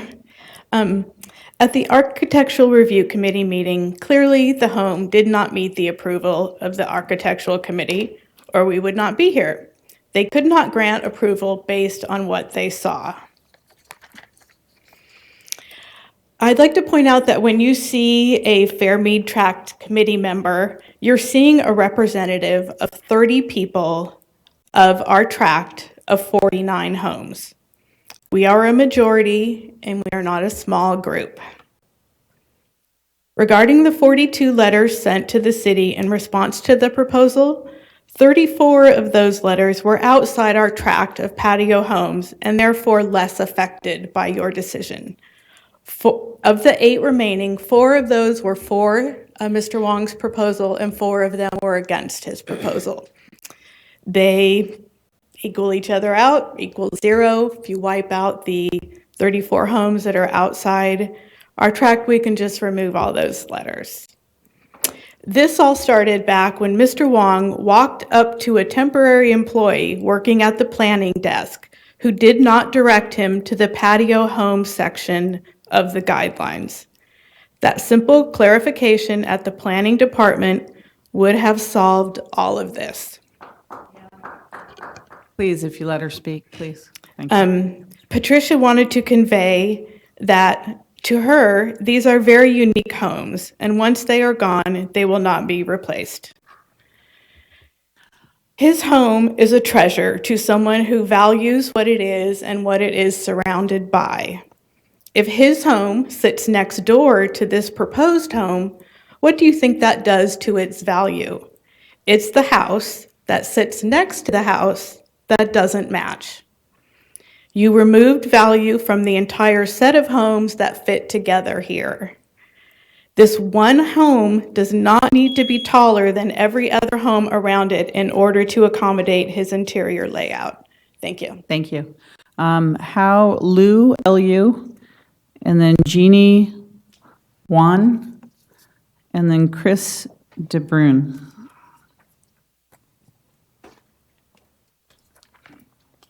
Welcome. Thank you. Dear council member, dear mayor, my name is Hao. I'm just a normal audience. I hear both parties' speech, and I think I understand their value, their perspective, and why they reject it. From normal people, I personally support Mr. Huang's proposal for re-architect his house. The reasons are three. First, I know how much time, how much effort he tried to compromise with his party to have his home built. Second reason, Santa Clara is one big part of Silicon Valley. Here, we have the most advanced technologies. We use iPhones, we use everything new. So this is a time for us to have everything built. The AI, the new computers should be part of our home systems. Third, I think it's his house, so he has the right to do what he thinks is the right. Thank you. Thank you very much. Jenny, and then Chris DeBrune. Welcome. Hi, good evening. My name is Jenny Wen. I'm the owner of 167 Claremont Avenue. So I think my husband has presented the proposal of our rebuilding project. So I think I only have a few words to say. It has been almost 2 years since we started to this permit application process. We have gone through multiple redesigns and modifications regarding the architecture design. We worked countless days and night with the architects and then try to come up a plan to build the house, the new house. I feel that so each iteration that takes so many days and the nights. I feel that our effort to build a dream home was a very harsh process, physically, mentally, and also financially. So I would like to request the council member here to approve this plan. Thank you. Thank you very much. Chris DeBrune, and then Max Sun after that, and then Stephen Estes. Welcome, sir. Hi, good evening. Here we are again. So I'm just a little confused because last time we were here at the meeting, came up with a resolution to have him go back, come up with a design that fits better in with the neighborhood. Simple English, everybody understood it. How many of you agree that what he came up with is any different than what he started with? So I'm just confused on why the city keeps sending out messages. We have a motion to approve it, which I cannot understand why. He didn't make any changes, any substantial changes to the direction that you gave him last time. I understand his frustration, but you shouldn't penalize the rest of us homeowners because your process is not running smoothly. Thank you. Thank you. Max Sun, and then Stephen Estes. Thank Welcome. you, city member. This is the third time I'm here to make a speech on this matter. I support Mr. Huang, his project. I have just 2 points to make. First thing, we all know the design guideline is outdated. It doesn't match what the situation right now. Not just the Santa Clara, also entire Silicon Valley and Bay Area. That need to be changed, adapt, due to a number of major reasons. One is the safety and also energy efficiency, was most important two factor to have a house livable. And the second point is Mr. Huang has been doing since 2015, the last 1.5 year have been compromised, giving again to the demand. And then this project has been privy to approval, and now it's gone through appeal and rejection of that. And I think we should have all have better thing to do to spend our time. I encourage City Council to approve the case right now rather than drag it further. Thank you. Thank you. Thank you. Stephen Estes and then Kip Thomas after that. Welcome, sir. Thank you. We've been here so many times, and I'm going to speak briefly about my point of view on this, and then I'm going to make a comment about the presentations I've seen tonight. I am opposed to the rebuild at 167 Claremont. It's in the midst of an intact set of modern homes, the design of which won an American Institute of Architects National Award. The architects, Sanchin and Ellen, are considered by Caltrans to be master architects in their analysis of impacts when they do projects. The neighborhood, with its very low roof profiles, has design, sightline, light, and privacy advantages, which we, the homeowners, bought into intentionally. So we have an interest there, and it's a highly vulnerable interest. The city is, in my view, setting about to take these practical and aesthetic advantages away in a systematic game of land use dominoes, where each incursion of unsuitable design becomes a pretext for the next. About the presentations that we've seen tonight and the organizing that goes on, I am in admiration of the organization and much of the rhetoric, but not in some of the facts that were presented. For example, that the homes are intractably energy inefficient, that they are ill-built, that they are cheaply built. I could go on for a long time about why we don't build post and beam that much. It's not easy and it's not cheap, right? So please beware the canards. The beam that is not well supported, it shows the wooden slats on the side of the post. Underneath that, there is steel. There's a lot of things that are not evident to the outside view until you start tearing into the house and you find out it was quite well designed. Thank you. Thank you very much. Kip Thomas, and then Mary Briot. Welcome. Yes, I'd like to first give this to be part of the record. It was a PowerPoint that was done at the Planning Commission December 14th, and it's applicable today too.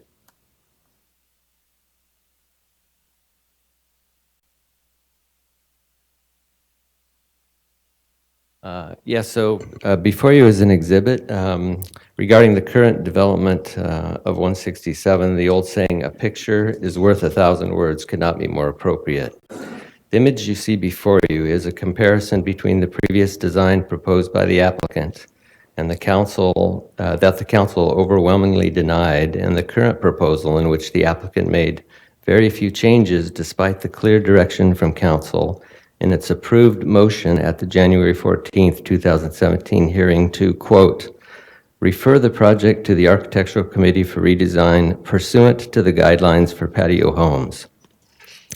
The applicant's change from divided light windows to single light windows at the large three-sided bay on the front of the facade makes the design even more identical to a proposal that was denied by the ARC on August 21st, 2013. Could you show that? Thank you. Yeah. At the January 24th hearing, Councilmember Mahan pointed out that big bay windows don't belong on patio home architecture. The current proposal also shows the planting of 2 large trees in the front yard to mask the front facade. Is this not just further justification that this design does not fit into the neighborhood, so it needs to be hidden from view because of this discontinuity? The notion of using non-permanent landscaping to approve a design that is non-compatible seems like an illogical approach. I think that the city needs to tell this applicant to follow the design guidelines for the patio home neighborhood of which he is a part. After all, the city went to great effort and expense to draft and adopt these guidelines with its patio home specific section for the purpose of protecting the interests of the majority of its citizens and not diminish those interests at the hands of a few. A picture is worth 1,000 words. Please reject this current proposal. Thank you. Mary? And then Michelle Huang after that. Welcome back. Excuse me. Hi. In the agenda report, the first page under background, it states, the council then referred the project to the Architectural Committee for redesign pursuant to the city design guidelines for patio homes. The remainder of this document does not refer to patio homes in addressing any changes made by the homeowner, and nor did Mr. Crabtree's report quote in his presentation that he gave earlier. The patio homes is the only type of home addressed specifically in the guidelines. 3 years ago, when the guidelines were approved, the city decided that patio homes warranted these specific guidelines because they were valued by the city as something worthy of keeping. These are just 3 years old. We aren't talking about archaic guidelines here. Lots of work and community input was used to create these. Currently, they are being ignored, and the planning department is acting as if they don't count, while in quotes and written documents, they have acknowledged that they do exist and apply. Are you going to allow architecturally insignificant designs to be built in place of mid-century modern patio homes? Or do you want your patio home guidelines to be respected and actually used as a guide when homes in these areas are being remodeled? None of his changes have brought his design any further in accordance with the patio home section. The same two issues remain, the roof height and the front facade. If the applicant continues to seek approval for a project that does not conform to the patio home section of the guidelines, he should be instructed to seek a variance for his project. It seems the stakes are very high on this one, and you have been called on to make the final decision. Please address roof height and the front facade. Thank you. Thank you. Michelle Huang and then Yin Wei after that. Welcome. Hi, council members of Santa Clara. My name is Michelle Huang, and I am the daughter of Mr. Huang right there. I moved into this home when I was 6 years old, and I've lived here for 18 years now. And during the time when I've stayed here, I've watched my parents, get older, and also my grandparents get older as well. My grandpa is 90 years old this year, and this winter it's been raining a lot, and it's been really, really cold. I think that the structural, the way that this house is built, it's very, very cold, and it gets quite damp indoors, making it hard on my grandpa. He's in a lot of discomfort. I just think that my dad has worked really hard for the past 1.5 years to build a better quality home, for my parents, for my grandpa, and for all of us living there. I just hope that you guys approve of his plan so that we can have a better quality of living. I just don't want I understand the historical significance of the McKay houses, but I just don't want my grandpa to be living in a museum. I want him to live in a better quality home. Thank you. Thank you very much. Yin, if you'd like to come forward, and then Swigong Bay, it's B-A-I, last name. If you'd like to come forward after that, welcome. Hi, good evening. Thanks for giving me time to speak here. I am a mother of 3 boys. I never planned for, but it did happen. And I did buy the house here. I can relate to that. And three bedroom, 2 baths, and it's very tiny, right? And then now they're 4, 6, and 9. They can share a room, and now they're growing out of it. My 9-year-old is wanting his own space, and my 4 and 6 are barely sharing. And when my mother-in-law visiting, my husband is from Sweden, and all of us are American now here. My mother-in-law visits from Sweden. We have to make her to sharing a bunk bed with my oldest boy. And my husband, grew up in Sweden, so they all have their own room. So he said, when boys get older, they need their own space. And I will have to build, and very soon, right? Because oldest is going to be teenagers soon. And given this, I'm looking at 92 Claremont is actually already a 2-story house, and 72 is only a single story. And actually, both 72 and 92 are right now 2-story, and my house is 73 Claremont. And I really getting mixed signals on what we can build and we cannot, and it costs a lot of money. And house is one of the major investment we all make in our life. And when I bought house, and I didn't know I was gonna have 3 boys, right? And now it's really going to be a reality for us, and we have to figure out what to do next. And I really do appreciate to, for council member and also everybody think about it. And I don't want not only space, and my boys are living like 1970s, and now we're living in 2017, right? So 2017, so we do need to provide some kind of better living condition for them to grow up healthy and happy. Thank you. Xiao Gon Bai, B-A-I, last name. And then after that, Congren Han. So I'm Concurrent, and I'm speaking for Xiao Bai as well. But For both of you together? Yes.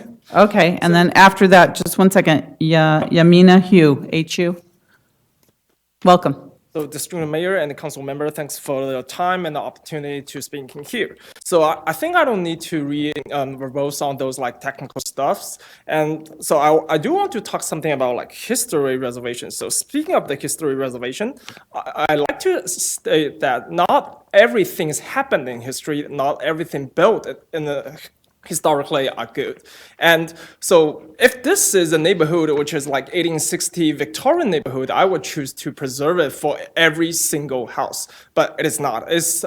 I can understand some people value the patio style, but is this a significantly milestone in American history? Is a milestone in U.S. architecture history, but it's not. So I don't think so. Something that if it is historical should be preserved is not stated by a single person. It should be academically defined.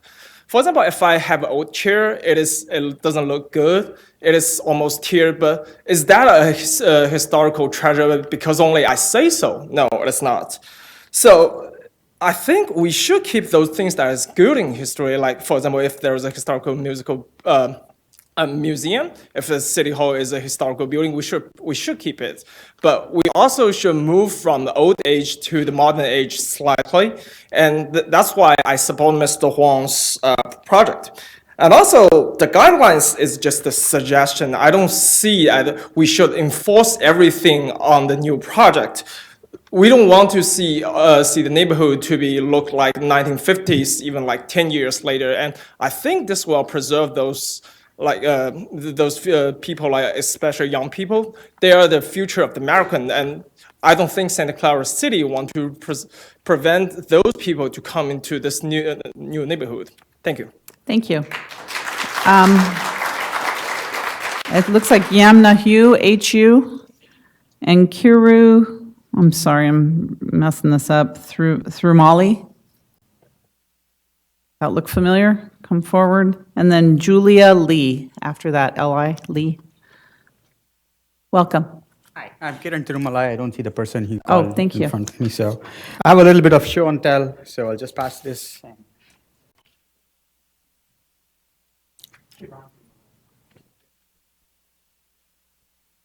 I'm here to support Mr. Huang, and I know Mr. Huang has gone through tremendous ordeal to get here. First of all, people keep telling his design is not compliant to the single-family design guidelines, but you have to understand the neighborhood is in transition, so you should not apply the patio home design guidelines to his home. Once you don't apply it, his home is completely compliant. That being said, patio home guidelines are, to begin with, biased towards preservation. Patio home style is the only style that has been called out in the design guideline. Not even genuine historical designs like Victorian or other design styles like ranch or craftsman have been called out. Not only do they have their own section, but patio homes have been mentioned in other places in the single family design guidelines as well. The patio home guidelines are contradictory in nature and, to be frank, wrong in many places. The mid-century modern section talks about a low roof pitch, whereas if you look at page number 2, you would see an Eichler A-frame which has a steep roof pitch. If you look at page number 3 and 4 and so on, you see patio homes, actual patio homes in the Sunnyvale neighborhood. If you look at page number 4, this is a Ball patio home in Sunnyvale with a steep roof pitch. If you look at page number 5 and 6, they are patio homes as well in Sunnyvale with steep roof pitches. Coming back to page 1, page 1 is a recent remodel / redesign on Cameron Way done by a flipper. This home was approved in October 2016. And I guess it went through the patio guidelines process. And if you look at this home, this is neither a patio home, nor a ranch, nor a modern home. It's a mishmash. This is what applying patio home guidelines would give you. Thank you. Thank you. All right, I'm going to try again. Yarna Hugh H.U. Yes. And then Julia Lee. Welcome. Good evening. My name is Julia. I'm a realtor. This is the first time I'm be here. From the presentation of Mr. Huang, I feel the design match the neighborhood and the environment very well. And the second thing, I support Mr. Huang because I think with the new instruction, it will improve his home value and it will improve everybody's home value. So it will make Santa Clara community getting better. So I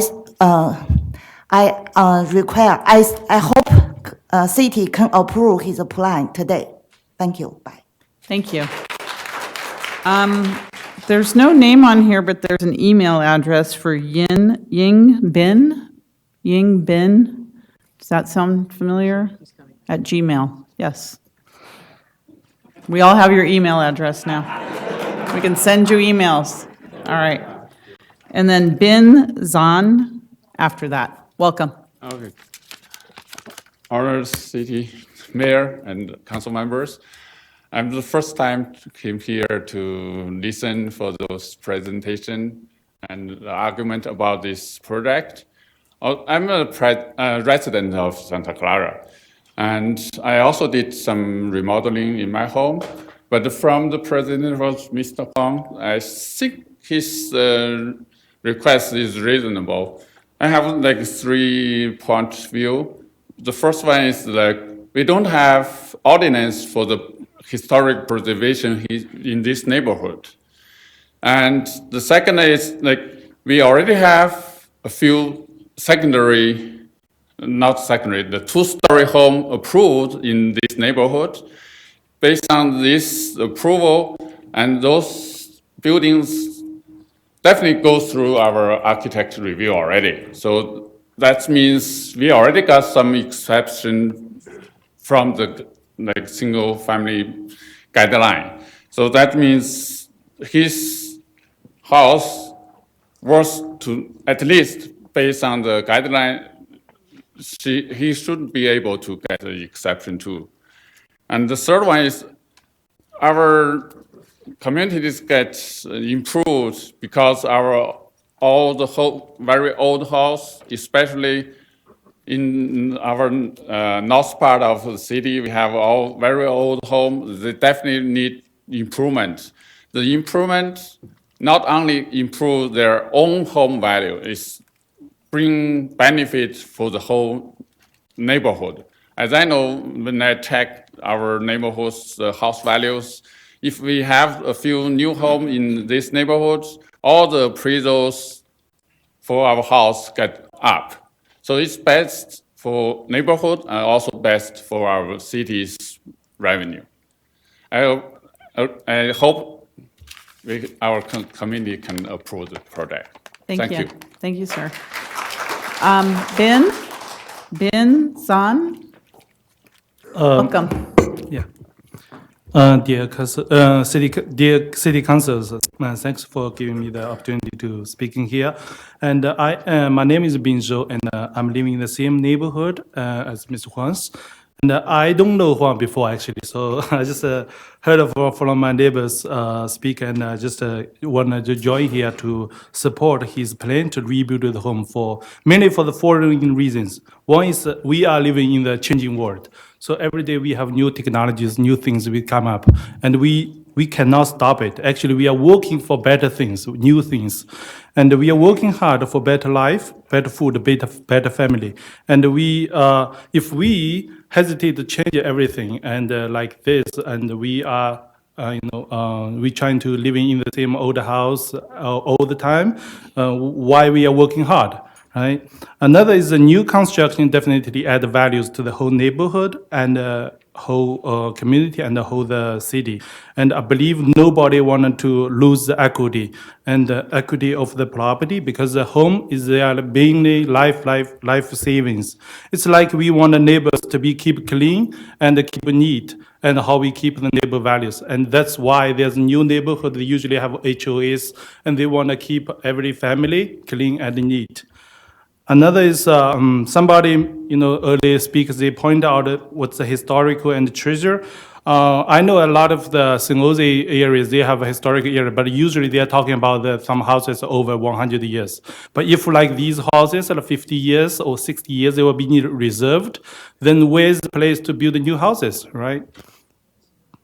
And we all know the price is very expensive right now. And if you want to move to somewhere else, even close by, just if you want to change to a house next to you, you cannot afford it. Per my understanding, Mr. Wang cannot afford a new house or changing a house to a new place, even to the next block.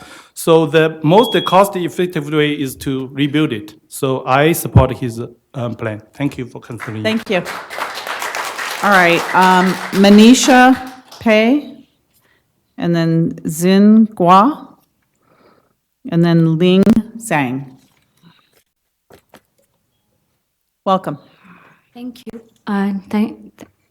Thank you, Mayor and Council members. And this is actually my third time here for the same proposal.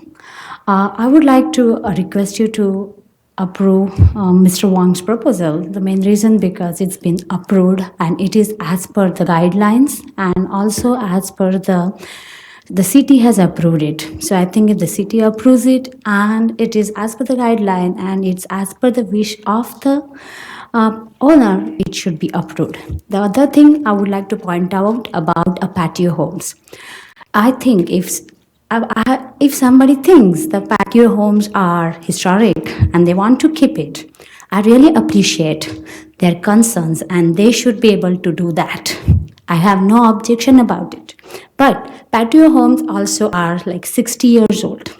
They are pretty old right now, and some of them, if you come in our neighborhood, you will find a lot of them in a very bad stage. They need to be improved. And because whenever the project comes for for reconstruction, there is a specific group of people who object it. And because of that, most of my neighbors, they do not even want to start the process. Instead of that, they would like to leave this place and find somewhere else. And also, we all know that the housing price is so high, it is impossible for a lot of people, neighbors, to move out. And they really love this neighborhood. The neighborhood has a good school district, and we all love the neighborhood. So that's another reason. And I want to point out that neighborhood is built by the people who stay there, who help each other. And it is never built is you just don't look at the same buildings, and when you don't even help each other, even don't even talk to each other. But somebody is, bringing a new project, then you all come here and oppose it. I don't think that's the good neighborhood value. And the other last point about patio homes is that it has a lot of issues. Firstly, because there are so many glasses, it really gets very cold in the winter. That's really bad.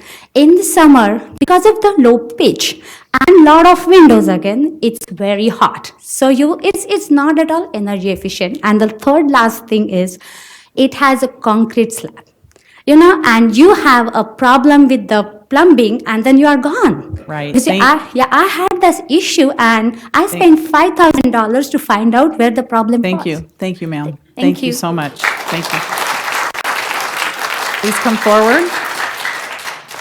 Good evening, council members. Okay, now I also speak on behalf of Ms. Lin Zhang. Okay. My name is Xin Guo. I live in 222 Donovan Drive. I'm here to show my support of the homeowners rebuild plan. I have attended all the hearings of Mr. Chen's design review and the city council hearings. I saw all the suffers Mr. Chen trying to get his dream house approved. Mr. Chen compromised a lot from his original design. Now his design is a reasonable one. It's a single floor house, not standing out. It complies all the city guidelines. And I also want to mention this house is not in the historical zone. So I really appreciate city council city to approve homeowners rebuild plan. Thank you. Thank you. Okay, I have Sam. It's just Sam. Like to come forward, Sam? I can read that one. And Alan Dezani. And then Christina Chu. Welcome. Thank you. Dear council members, thank you for your time, for giving me the opportunity to speak on this project for the third time. I live on 22 Claremont Avenue, which is the same street this project is on. I'm here to support this project. In my opinion, all previous iterations were good too. And over time, Mr. Lin has made changes as recommended by Architectural Committee and City Council recommendations again and again. He has changed the street facade. He has reduced the house height as recommended by the committee in last meeting. I think there are already existing homes which are of much different style, and the new projects approved are of different modern style too. I disagree with opponents' comments that this redesign doesn't fit into a neighborhood. 6-7 homes in a sequence do not make a neighborhood. I heard opponents say the resolution in last meeting was to go back and redesign. That's wrong. I was here in last meeting. The resolution was to do simple changes in the street facade, and I see he has done that. I disagree with the opponent that this redesign will bring down the value of neighborhood homes. In fact, if you go check Redfin, Zillow, these are exactly the homes which have the lowest value in the neighborhood. I request the City Council to unanimously approve this project today. Thank you. Thank you. Alan? Welcome.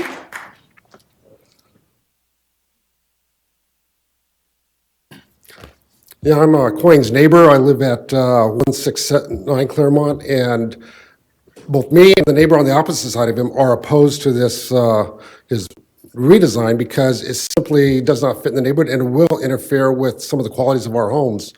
One thing I'd like to point out about that section of the neighborhood is that all the homes are relatively intact, and while some of the homes have been remodeled, they've all been within the guideline. They consist mainly of moving the walls around to create more interior space. In Coyne's case, I don't have a problem with him demolishing the home and building something else in its place. I do have a problem with the fact that his home design represents a significant discontinuity with the homes in that part of the neighborhood.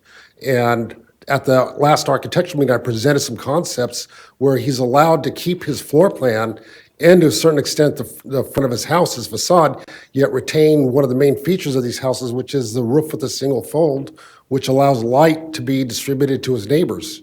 And this is something that he hasn't done. He's come up with this weird ranch style thing, and we're not a ranch, we're an urban neighborhood.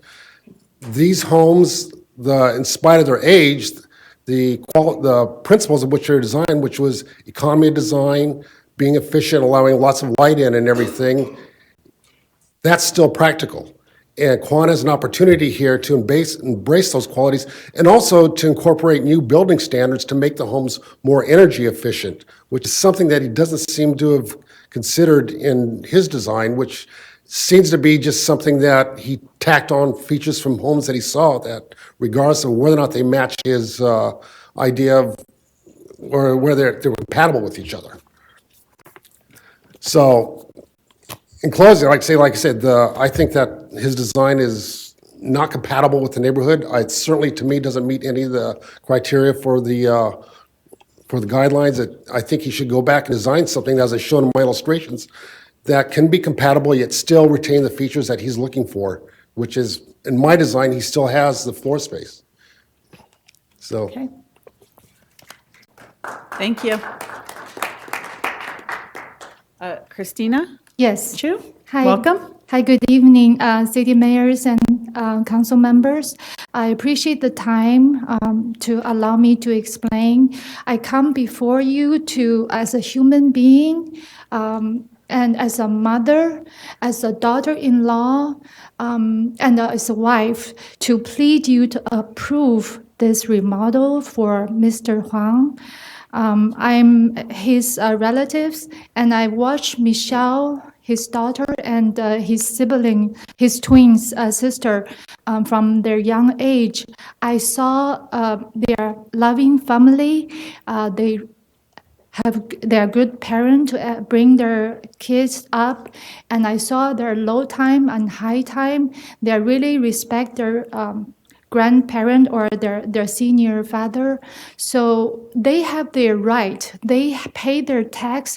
They respect their neighbors. They are loving friends and relatives. They have the right to live in a property that they call home.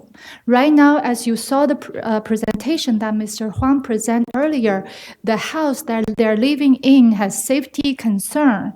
And the new house they provide is energy efficient, and Mr. Huang banned his design over and over, try to meet the so-called standard that the neighbor impose them. I respect all the neighbors' decision to live in the property that they want. If they like the historical preserve, there are a museum, there are all the historical scenes that can see.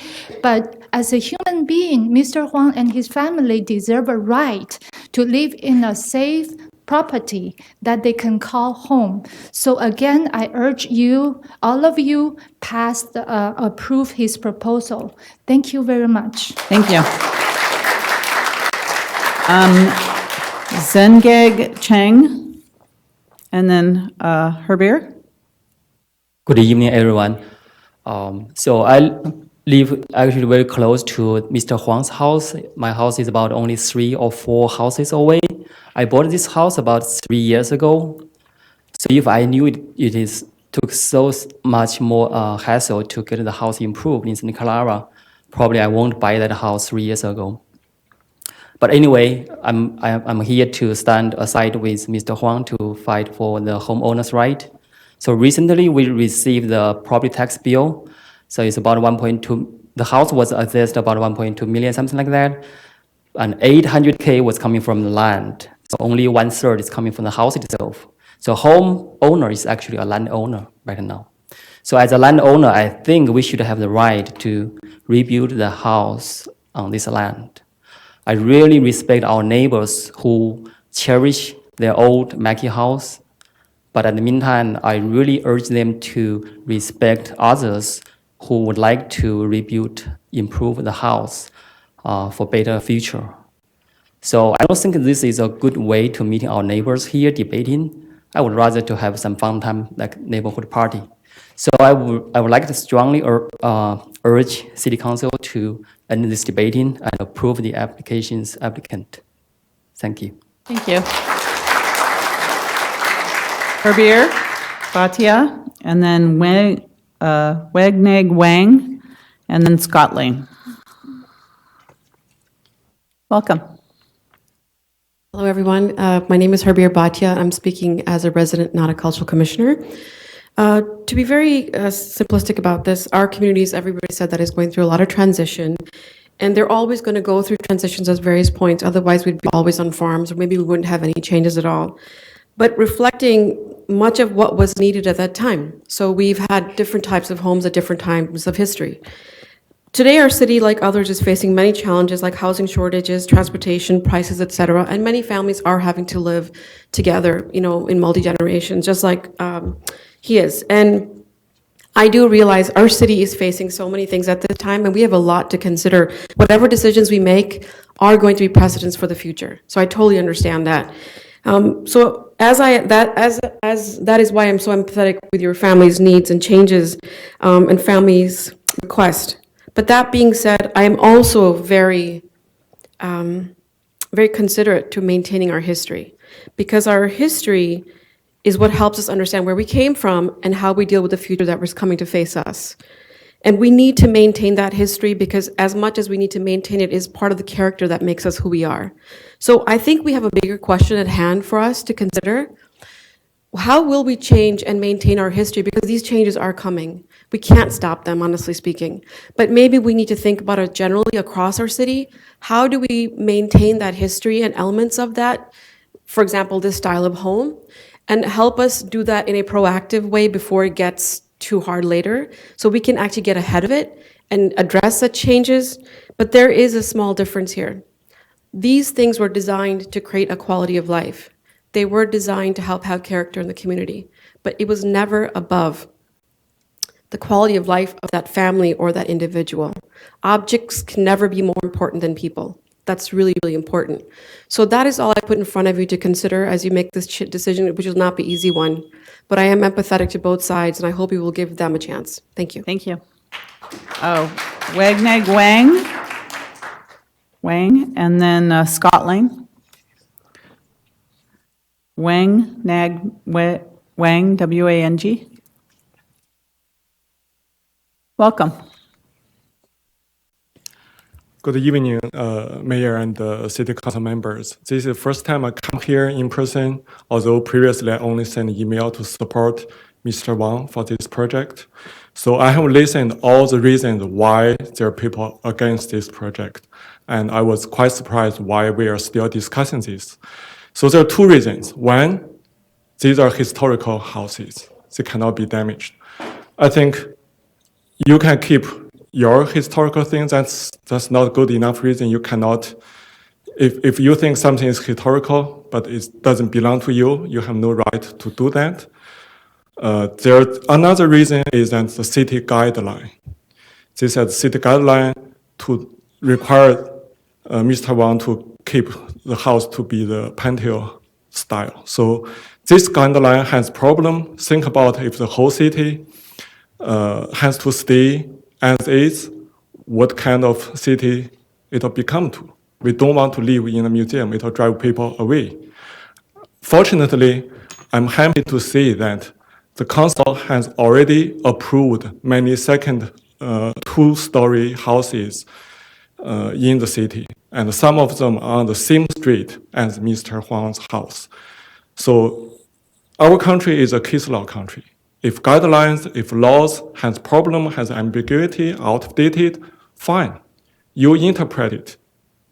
You make a new case, and the new case happened in last October, in this January, in many cases, you already approved bigger houses that are not patio style. That means you should not discriminate Mr. Huang you should not discriminate a single family, give them such a big pain. You don't want to bring discrimination lawsuits to our city. So please approve this immediately and save our time and money. Thank you. Scott Lane, and then Ken Kratz, and then Mark Ashheim after that. Welcome. Hi, Scott Lane here. With your deference, I might go for 2 minutes. I am actually a board member on leave from the Preservation Action Council, so let me try to address some significant inconsistencies and mistruths and misrepresentations that have been stated here. Number one, no one has talked about radiant heated floors. No one had talked about the essence of the indoor-outdoor windows. Yes, there's a different pitch in Palo Alto. That can be addressed. If it's cleaning up the language, that's important. Scott Harehold of the Mercury News said one of the worst mistakes in the last 50 years was the city of Santa Clara tearing down 8 blocks of downtown. Everyone that has come into this neighborhood knew what it was about, and bit by bit it is getting ripped apart. If you look at 92 Claremont, I suggest you strongly deny this application, go back if it's a matter of returning fees to the gentleman, speed up the process. This is too damn long to get this stuff, number one. But number two, the error never should have been made in the planning department, and people need to understand. Let's say you want to walk away from this. Facebook, Google, and Apple employees love mid-century modern and mid-century modern furniture. This is a groundbreaking architecture. Do not fall for the idea that it must be Victorian. These and Eichlers were drastically different. Look at the land values in Palo Alto. Why is that? Some of these homes are going for $2 million in Palo Alto and more, $2.5, $3 million. Yes, it's the land, but it's also what this represents. You're ripping it apart. The Riverside neighborhood in San Jose is one of 3 historic districts in San Jose. Bit by bit is being ripped to shreds. This is what's happening here. People knew what was going on. Please deny this and go back to it. Let me see if I can correct some other records. Bit by bit, if you listen to the homeowners that want to preserve it, your land value will actually go up. You can do a two-story. Do look at Dwell magazine. 2 stories are not antithesis to patio homes. There are ways to make this happen. This is an egregious example, and if I could maybe say what, I don't know what Dawn would do as a finish, teacher. please. Yeah. Thank you. I don't know what Dawn would do as a teacher, but basically if a student comes in and you're given a certain assignments and guidelines and you continue to not go by those, what do you do as a teacher? This is why for years I've been saying we need stronger issues of ordinance and regulations, not just ordinances. Thank you. Thank you. Ken Kratz and then Mark Ashheim. Welcome. Thank you for the opportunity to speak on this interesting topic about architectural aesthetics. It's an interesting debate, and I understand both sides of the argument. And maybe I can help with some clarifications, echo a little bit of what Scott was talking about. I have a degree in architecture from UC Berkeley. That's Cal for some people who don't know. And I live in a mid-century complex in the city. And I also regularly read the Eichler Network magazine, in which this tract, where this house is being considered, was featured in that article. And there were some happy homeowners in that mid-century modern building. You should know that mid-century homes appeal not just to some of the owners and people that live in them, but to tourists. In our complex, we had tourists from the Netherlands, and my wife actually rode over to this tract that we're talking about tonight and talked to the folks that lived in one of these McKay homes. Now, in terms of livability standards, that's a good point. These buildings are old, but at the time they were designed, the new materials that are available can now fix some of these problems. If you read the Eichler Network magazine, you'll find out that foam roofs can be provided. Low-profile air conditioning can be added to the roof. Insulation can be placed in the walls. Double-pane glass windows can be installed. And basically, you got to use the word transform. This is the thing about mid-century modern. You can transform them into more livable places. That's what they were all about. And you don't need to change the aesthetics necessarily. So McKay and Anshin, the McKay homes are done by Anshin and Allen, who are our famous Bay Area architects. And they were trying to bring architectural aesthetics, at least the architect's sense of that, to the middle class. So I think they have become very valuable, and I hope you consider that issue. And I just want one last thing. One of the speakers got up and quoted Richard Neutra, and I believe the machine for living quote is actually from Le Corbusier, but they were both modernists, and Richard thank you. Neutra was a modernist as well and designed in that style. Thank you, sir. All right, Mark, welcome. Good evening. I do have a presentation.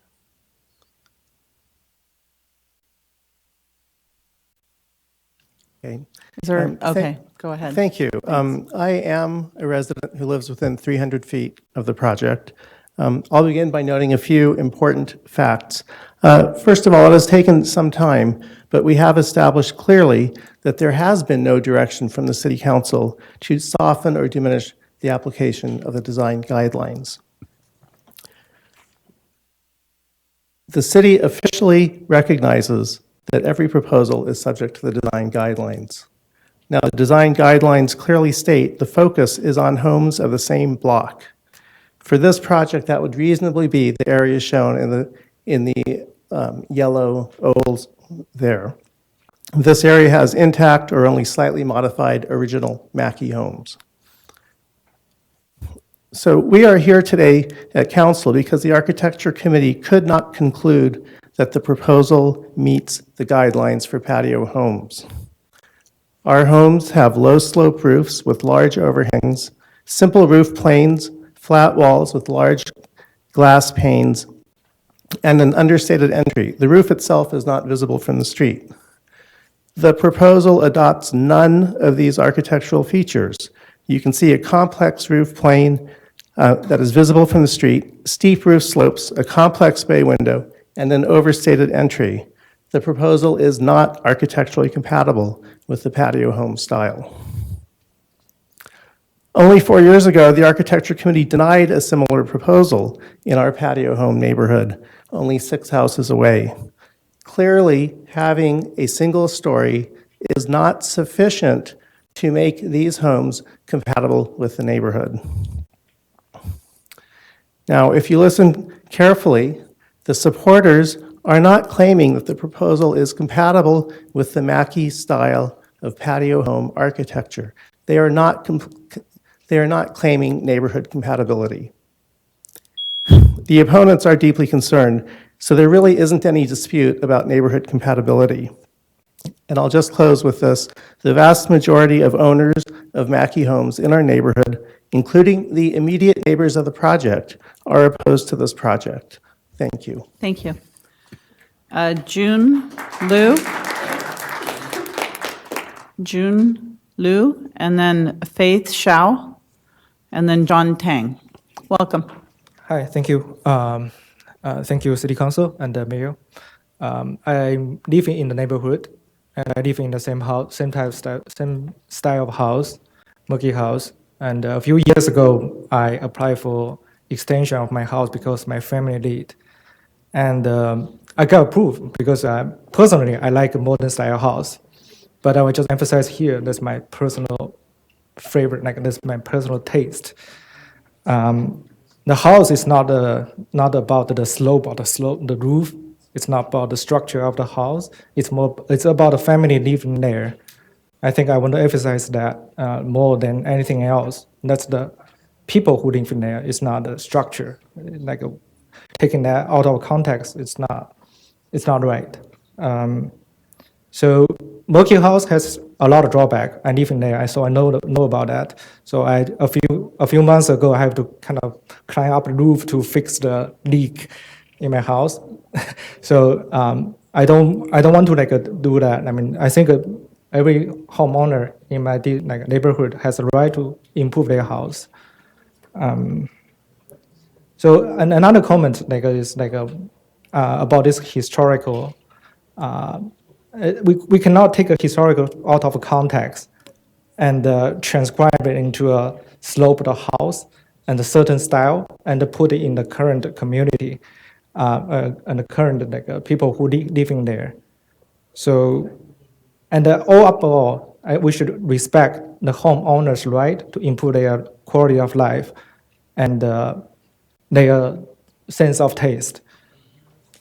Okay. Thank you. Thank you very much.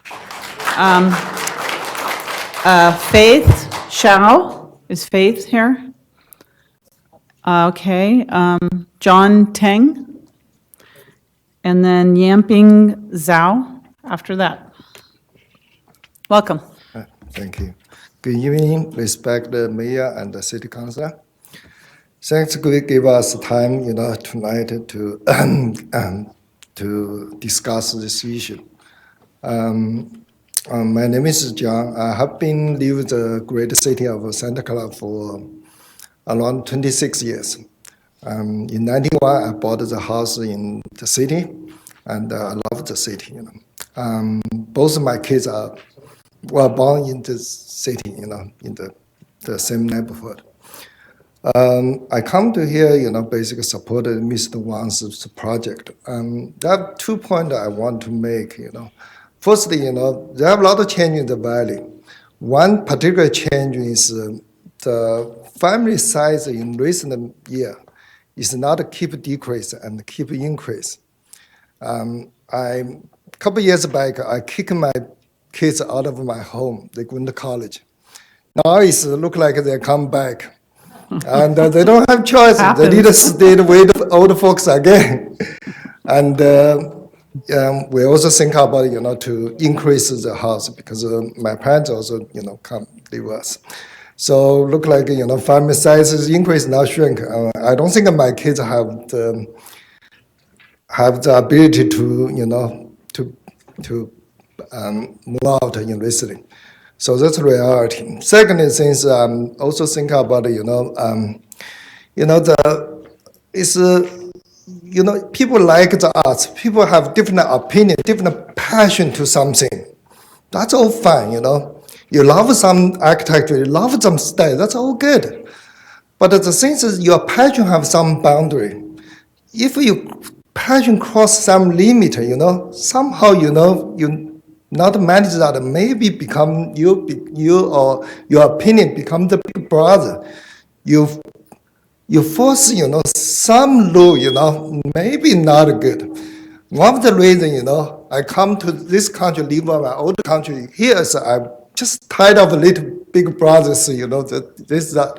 So that's why I think, the Mr. Wang should have the choice to make his choice, Thanks. Thank you, sir. Yamping? Oh, yes. And then I have JZ Shao after that. And then no more cards. Okay, Welcome. so yes, so dear mayor and council members, this is the first time I came here. I'm also living in the neighborhood. I'm living in my key house. So I came here from only the information I got. Seems like there are some points I want to make. First is the process. So when we want to get our house renovated or rebuilt, we need to follow the process. Seems like Mr. Huang followed the process and got approved by Planning Commission and also architecture reviews. And then he got appealed for a couple of times. So I was wondering, so what kind of seems to me, there's kind of some people are abusing this process. So if we keep doing the same thing, you got approved and you got appealed, got approved, there's endless. So I want council member to make decision to approve, to stop this. I don't want to see more abuse of the process. The second is like to preserve history. And the reason that people objected to this project is because of historical preservance. I think as a city, actually, we have different options to preserve history. For example, we can build a historical park, as San Jose did, and some people can donate some of those Mickey houses there. And that's a way. I don't want us to preserve history by sacrificing the life quality of our neighbors. So you have right to preserve your history if you like living in Mickey House, and you cannot deny the right of your neighbors to improve their quality of life. So the third point I want to make is, even though that Mickey House is designed by some famous designer, it does have many kind of drawbacks. And then, so I think you cannot just say because it's designed by some famous people, so we have to keep it. Thank you. Thank you. The last card I have is J.Z. Shao. Welcome. Good evening, everyone. So I just try to make things short. So I just want to make one point is, I think I want to make sure people realize that Mr. Huang is not trying to, he's just trying to improve his living conditions. He's not trying to challenge anyone or offense any city rules. He has shown this by modify his designs. I also understand his neighbor want to maintain historic house style. But as most people already mentioned, that since changing in Silicon Valley, people are modify house in Silicon Valley day by day. You cannot expect a new remodeled house exactly match a 40 years ago house style. That's not reasonable. Again, I want to mention, Mr. Huang has shown he's not trying to offense anyone, but following rules by keep modifying his his design again and again, and it's time to stop it. Thank you. Thank you. If anyone would like to speak before we close the public hearing, please come forward. I don't have any more cards. Mr. Wong, you'll have a chance after the discussion here. Welcome. I'm sorry to see that he's back here again. I think there might be a language problem, because I think what was said in the last time was go back and make it conform to your neighborhood. And perhaps that never got translated or communicated in a way that people understood what the message was. Because what's being shown tonight obviously is not compatible with the neighborhood. No one is saying and trying to stop changing his quality of life. He can do that. But he has to do it amongst rules. And we have rules, and I hope the council follows their own guidelines and rules. Just like you have to follow speed limits and you have to stop at stop signs. When he bought his house, he had CC&Rs. He knew the rules. He can look around his neighborhood and see what things look like. He's in the community. That area where he is an intact exhibit of McKay homes. He calls them a museum. There are other people that value that style. I would call his house a monster house. He wouldn't like that any more than anyone else would like their house called a museum or run down or old. As for Silicon Valley being more contemporary, right. So let him rebuild his house and stick with the guidelines. I don't know why the stubbornness exists that he wants a 20-foot story, one-story building. That makes no sense. He can do what he needs to do, as the one person showed you on his diagram, get the space he needs, the quality of life, have the space for himself and any other part of the story of his family he's brought here tonight with all of his neighbors and non-neighbors and friends and family and in-laws and outlaws. But I mean, all you have to do is stay within the guidelines. Your neighbors bought into that neighborhood just like you did. They have a right too. They don't want to live next to a monster house. They don't want to have their windows and their things overshadowed. Follow the rules. Thank you.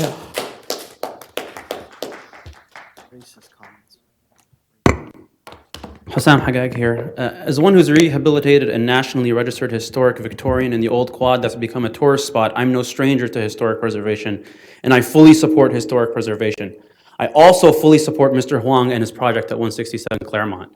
When I hear the emotion in Mr. Huang's testimony, it brings back painful memories of my own journey. As someone who has been put through the ringer on my own property, I know how it feels to be on the receiving end. But Mr. Huang's project is not listed in the historically significant properties list, nor is it under any contractual obligation or covenant or HOA. As a property owner, he has rights. If I bought a beat-down 1977 classic Ford Mustang, an all-American car, as the rightful owner of that car, I could use it as my daily driver until it completely breaks down. I could use it as a donor for spare parts. I could transfer the engine to a hot rod. I could turn it into a demolition derby car. Or I could preserve and completely renovate it back to its old glory. Whatever option I choose, I still need to conform to the Department of Transportation's rules for a drivable vehicle. But common sense tells us if I choose not to restore it, the Classic Mustangs Club, who's so passionate about preserving classic Mustangs, has only one way to stop me from doing what I want with my car, and that is to buy it from me.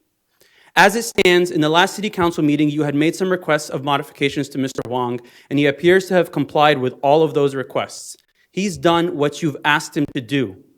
Last I checked, the American dream is alive and well, and still applies to all of us. His project should be approved.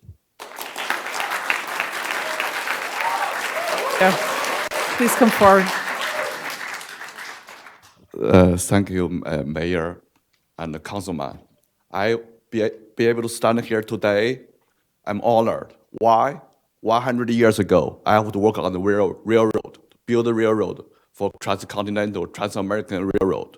50 years ago, probably you guys have to say, go back to the bus. That belongs to you. But here, why? I can sit here because it's changing. Change is coming. Okay? We have the change. Now we have the Black American, Black president. Then this lady, listen to her language. Just pure discrimination. That's 100 years ago. You can say something like that. Now it's history. You need to change. You have white collar, you have brown collar. It's all different, but you don't apply your opinion to some other people. That's it. Okay, thank you. Thank you, sir. Anyone else? City Manager, do you have any comments before I go back to the property owner? No, Madam Mayor. Staff is available to answer any further questions. All right, thank you. Mr. Wong, would you like to make some closing statements before we close the public hearing? Okay. My question to the people here, the bottom, that's the house they present at the March 15 ARC meeting. Does that meet your requirement? Is that the house you want me to build? Mr. Wong, if you can address us, please, Okay. and not the audience. Thank you. If the answer is yes from all of the group, if I remember correctly, Mr. Allen present at the ARC meeting. If they think that's the house I should build, is that the right way to keep the neighborhood historical? If that's right, our neighborhood should be calling Mr. Allen's style neighborhood. It's not Mackie anymore. Is that Councilwoman Meehan you want? Mr. Wong, if you could just address the final, if you Okay. have any final comments, Yeah. that would be good. They mentioned a lot intact. Look at the reality. I think my really respected Councilwoman Casey Watanabe, she drove around the neighborhood. She knows what's really the situation is, what is being modified. Right across my street, it's a ranch house. They call that area intact.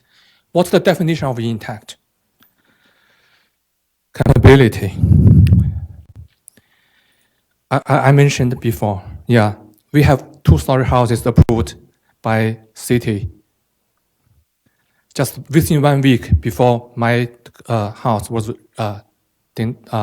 blocked by some council member. Should I compatible with the new build, or should I compatible with the 60 years ago Mackey houses? Somebody showed the old application was denied. The result is that property turned into rental property. Do we want to keep the owner here, or do we want to drive them away? Last word, this is my house. Thank you, Mr. Wong. We have a motion to close the public hearing. The motion to close the public hearing. Is there a second? Motion second to close the public hearing. Lights on the motion, and that passes unanimously. Okay, council, we have a motion and a second on the floor. Is there questions of the staff? Questions, comments? Councilmember Mahan? Yes, thank you. I do have several comments. Prior to this meeting, Mr. Wong had sent a letter to the council asking me to recuse myself. I have been advised by our city attorney, after seeking his advice, that I don't have a conflict of interest, a financial conflict of interest in this project, nor do I have a statutory conflict of interest based on state law, because I don't live in property that's within the 500 feet of the project. So there's no legal reason why I would have to recuse myself. However, there remains the issue of bias and whether or not I need to recuse myself because I have demonstrated bias. Mr. Wang submitted a letter to the City Council, which is public record, and I would like to set the record straight. He first states that I made a motion to block his single-story house design, which is actually not true. The motion was to redesign in compliance with our design guidelines. He states that I met with him on April 25th for 5 minutes and walked out. That is not entirely true. I met with Mr. Wang and another gentleman on April 25th. We met for about 20 minutes. The meeting was scheduled for half an hour. I did leave the meeting early after watching Mr. Wang's presentation, because the two gentlemen became fairly confrontational, adversarial, and I felt very uncomfortable, even threatened. So I left the meeting a little bit early. Mr. Wong, that is true. However, I did not make any commitment at that time whether I was for or against his project. I just looked at his plans and the changes that he had made to those plans. He states in the letter that I had voted in favor of a two-story design at 92 Claremont, which is true. And I had said that if he could build a two-story house had he wanted to, that comported with those designs because it fit in the Mackey neighborhood. He states that my sister, who serves on a Historical and Landmarks Commission, wrote an email to, or he called it a letter, but it was an email which he attached, that she had written to the staff of the Historical Landmarks Commission, stating that she believed Mackey homes should be preserved. And I have to tell you, Mr. Huang, that I never saw this letter until you presented it to me as part of this letter. It is true that my sister serves on HLC, but I have never talked to her about this project or any other project. After spending 40 hours a week working in my law office and 20 to 30 hours working for the city council business, the last thing I want to do when I get together with friends and family is talk about city business. So we don't talk about those things. So I am not influenced by my sister. I had to really think long and hard if I felt any bias on this project. And I have to say that when I walked in here tonight, I truly did not know how I would vote, because I know there was a lot of pros and cons, and there were a lot of people very actively involved in this project with very strong opinions. We have a packet of letters that's, 3/4 of an inch thick. I reviewed all those letters. I reviewed all the emails. I reviewed all the evidence that we had on this project to date. I drove around the neighborhood. I'm quite familiar with that neighborhood. I looked at the other projects that we have previously approved that I'd been involved in that neighborhood. I looked at all this evidence in an effort to be fair and to get the entire picture. This project really represents a microcosmic clash between property rights of a homeowner and the values of the community. Clearly, the majority of the immediate neighborhood community values the Mackey homes in which they live. These mid-century modern homes were built as a neighborhood, with the homes designed to promote a family-oriented indoor-outdoor lifestyle. They weren't just building homes. Mackey was building a lifestyle. This homeowner does not have but the homeowner does have a right to the quiet enjoyment of his property. And clearly, he holds his Mackey home in a slightly different esteem than do his neighbors. I have listened very carefully to Mr. Wong's presentation and to the words of his wife and daughter. Their words moved me, truly. The process of remodeling a home should not cause such harm and suffering to your family. I believe it's shameful the way that this project has been treated by the city. A home remodel should not take 2 years, and it has to be acknowledged that the homeowner perhaps was not given good guidance to begin with. Otherwise, I don't think the process would have gone so far awry. For that, Mr. Wong, I apologize to you personally and on behalf of the city. You should not have had to endure that kind of treatment. The question remains, how far can we as a city push a homeowner? I want to make it clear that this is not about historic preservation. Historic preservation of the Mackey homes, the Eichler homes, is not an issue, at least at this time. Everyone talks now about how wonderful the Victorians are and how we should never tear them down. But let me tell you, there was a time not very long ago that the Victorians were being torn down willy-nilly, just to make way for small stucco-sided apartment houses, banks, vacant lots, torn down, obliterated, some of the most beautiful homes in our city. We look back now and say, that's a shame. That shouldn't have happened, but it did. Could it happen now? Well, my father would have torn down our Victorian home, my grandmother's home, if I had not bought it for him.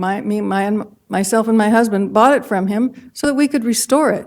But it would have been torn down. You look at it now, people will say, that house should never go. But yeah, it was threatened, and not that long ago.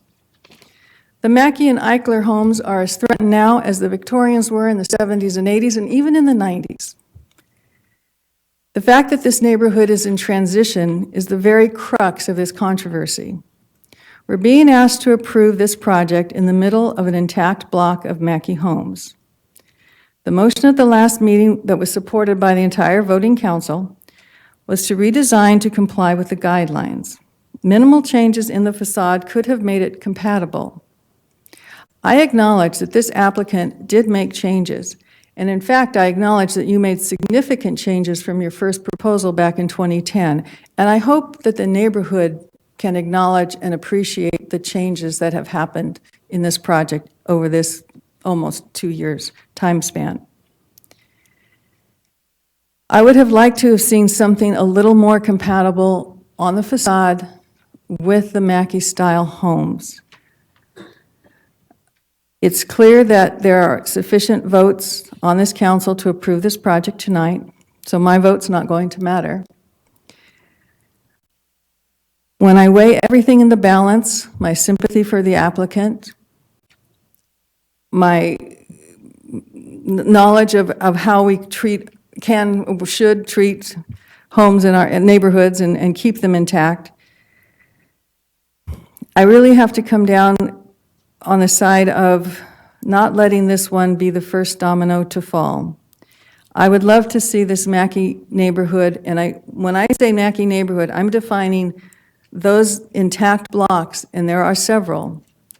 The edges have always been a mix. Their edges have always been mixed, and we have a number of different styles, even at the end of Claremont Street, behind Claremont Street. You know, on the other side, there's a lot of mixture on the edges, but the core of the Mackey homes, which falls along this area of Claremont, is intact. And this house is in the middle. Somebody submitted a great graphic that showed how this one is right in the middle of an entire block of intact Mackey homes. So I believe I'm not casting my vote due to any predisposition or bias. I really believe that I'm casting my vote because I believe in our city design guidelines. I believe they are intended to protect broader community interests. This project could be designed to come into conformance with our guidelines while allowing the homeowner to achieve his goals in building a new home. All of the things on the inside of your home, the heating, the foundation, everything could have been accomplished, but it still could have been in conformance with the guidelines. And that's unfortunately how I'm going to come down on this project.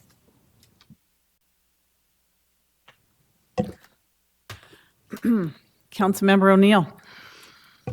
Thank you, Madam Mayor. And I would like to apologize to everybody here because this has been somewhat of a really bad process. And I always thought I had the record. 20 years ago, it took me over a year to get a building permit on what I thought was a rather simple remodel in this project, in this city. So, maybe that's what set me on my path to wanting to go on the Planning Commission. So I am a huge fan of architecture. I have traveled a lot of places to look at buildings. I read about buildings. And there's a lot of architecture that's a matter of personal taste. And I have met with the people who are the advocates for preserving all the Mackey homes. I've met with Mr. Huang. I've met with other of his neighbors. I have had multiple meetings with staff. I myself am up to my eyeballs in this whole thing. And what happened after the last meeting, and that's why I know that the video worked, and I know that there are some difficulties depending on which version of which browser you're using, is because Councilmember Mann made a motion about sending it back the home back for redesign, more in compliance with the design guidelines. And then we had a conversation for about 30 or 40 minutes amongst the council members where almost everybody said, well, I think it just needs minor tweaks. But we didn't go back and listen to what the original motion was. And that's why at the Architecture Review Committee, when we listened to it and listened to that motion, we felt like when she said the design guidelines for patio homes.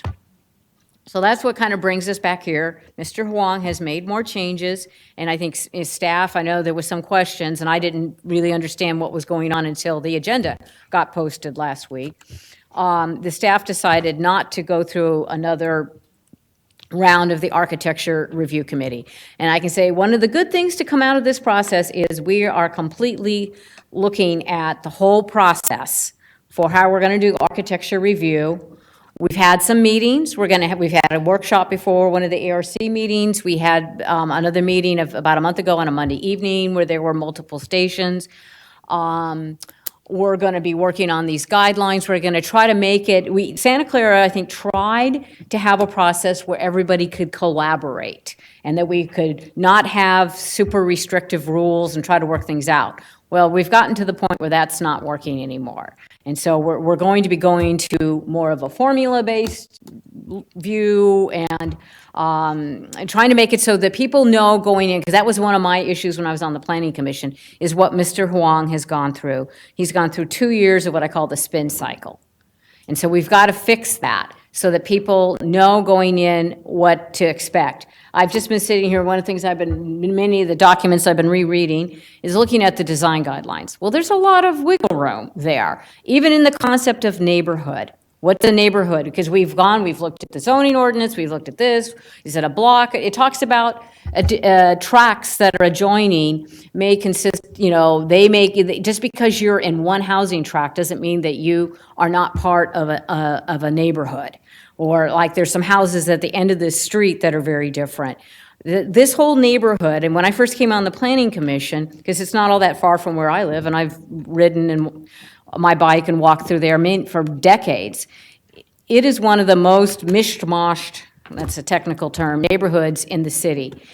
And at this point, I am sympathetic to the historic preservationist people, but I'm kind of feeling like the council said a couple years ago when we talked about the historic preservation ordinance that they did not want to include tract homes in the historic preservation ordinance. I tried to fight to get a little bit of some other language. There were some things there that went a little further than I had really wanted in terms of making some changes. So at this point, we're not really just talking about the historic preservation, we're just talking about the neighborhood compatibility. But I think the language is soft enough. I think that a lot of changes have been made.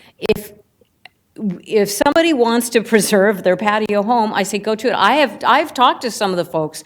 I don't see that there's not a huge upswelling of wanting to preserve large blocks of these Mackey homes. You've heard me say, I live in a Mackey home, but it's a very different Mackey home, and no one's ever said anything that mine has any particular value other than to me and whoever wants to buy it. And actually, it's kind of interesting, the Mackey homes in my neighborhood have been far less altered than the Mackey homes in that neighborhood. And Mr. Kolstad knows because he lives in the same style home. So I've come to the conclusion that I am going to support the motion to approve Mr. Huang's design, and I'm going to continue to work with staff and our city attorney to clarify this process and to make it work better. And, if there's help, if some people want to come forward and make a case that there's something truly distinctive about preserving a group of patio homes, then work together and get the work together that you need to do to make that case to the city.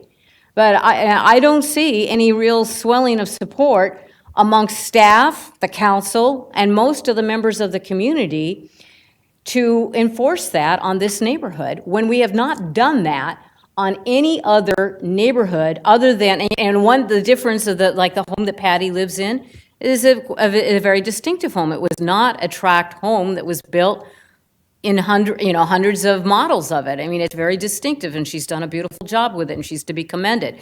And like I said, I docent on the historic home tour. I love that. But those homes, each kind of, and Mr. Caserta's home has a unique quality to it. But that there is something different about having hundreds of tract homes versus homes that were more custom built and each had kind of a story. And all of our homes have a story to us. It's where we live our lives. It's where we make our memories with our friends and family. So I think the lesson to the city is we have to clean up this process. We're getting there. I want to thank Mr. Crabtree and Lee Butler and Gloria Shara and the city attorney's office and city manager Batra for fostering that process. And I apologize to everybody in this room because there's no reason why you should have had to have been down here for a third or fourth time. Thank you. Councilmember Watanabe. Thank you, Mayor. No, go ahead. Okay, thank you.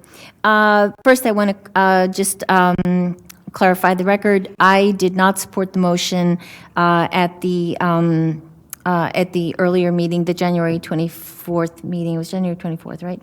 I did not support that motion. I apologize. I misspoke. Yep. So I would also, I've got a lot of reasons why I've went ahead and asked that the motion started the motion tonight. I've met with Mr. Hong. I've met with some of his neighbors, and he showed me the redesign that he did of his house, and I felt that it conformed with the direction that was given at the January 24th meeting. I was very disappointed to know then that at the March 15th meeting that there was extensive public testimony against the design of his house. I think what bothered me most was just the fact that I found out through just research that on January 18th, 2017, at 72 Claremont Avenue, at a project that was brought before the Architectural Review Committee, that a house, a patio home, 1,781 square feet, was approved to be demolished and turned into a 3,526 square foot house, 2 stories. Now, to me, that's a double standard, and that's not right. I have nothing against patio homes. I have nothing against architecture. I have nothing against history. But, and I totally respect, the people that own Eichler homes and Mackey homes. If that is what is important to you, if that's what you treasure, then good for you, and you support that and you stick by it. Good for you. Mr. Hong, he treasures his home too, but he wants to change it because he can't afford to live, he can't afford to leave the neighborhood. He's making an investment in the neighborhood, and I respect him for that. So I really, with everything that's been done over the last almost 2 years, I mean, reading even the staff report, it states that as single-family architectural review applications and appeals are substantially subsidized by the general fund, this application has resulted in considerable expense to the city in terms of staff time and public notification meeting requirements. So when we're talking about taxpayer money and wasting it, well, that I think is a really good example of how taxpayer money has been wasted over the last 2 years. And that's why I think tonight is the night to just stop this, let Mr. Hong go ahead with his life, with his family, and do what he's been trying to do for the last 2 years. And I will just leave it at that. Thank you. Thank you. Anyone else on the council? No? I'll just make a few comments. I'm going to be supporting the motion for a lot of reasons. I'm not going to belabor a lot of them. I think Councilmember Watanabe pretty much is, I echo a lot of her comments. And Councilmember O'Neill. Part of the issue is that back when, a couple of years ago, as Councilmember O'Neill noted, we had the historical preservation ordinance, the draft that we were working on, and the council decided at the time that we were not going to include tract homes, and there was specific conversations about the Mackey homes at that time, and whether or not to include them or not, and the council decided not to include them.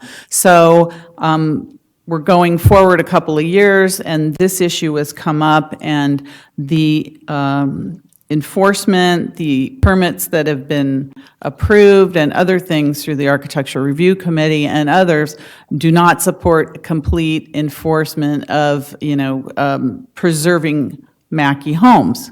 So as Councilmember Watanabe pointed out at the Architectural Review Committee in January, a home was approved to be demolished, and a two-story home the design was approved. There was no opposition there, and that homeowner went through quite easily.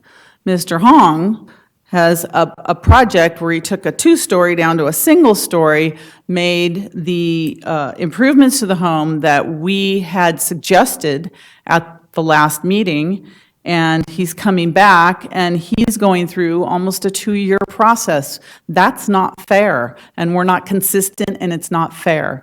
And we have design guidelines. They're guidelines. They're not ordinances. They're guidelines. So there is, nothing ever fits in a box perfectly. There's always issues here or there. I mean, that's just the way life is. That's the way design is. We don't want everything looking alike.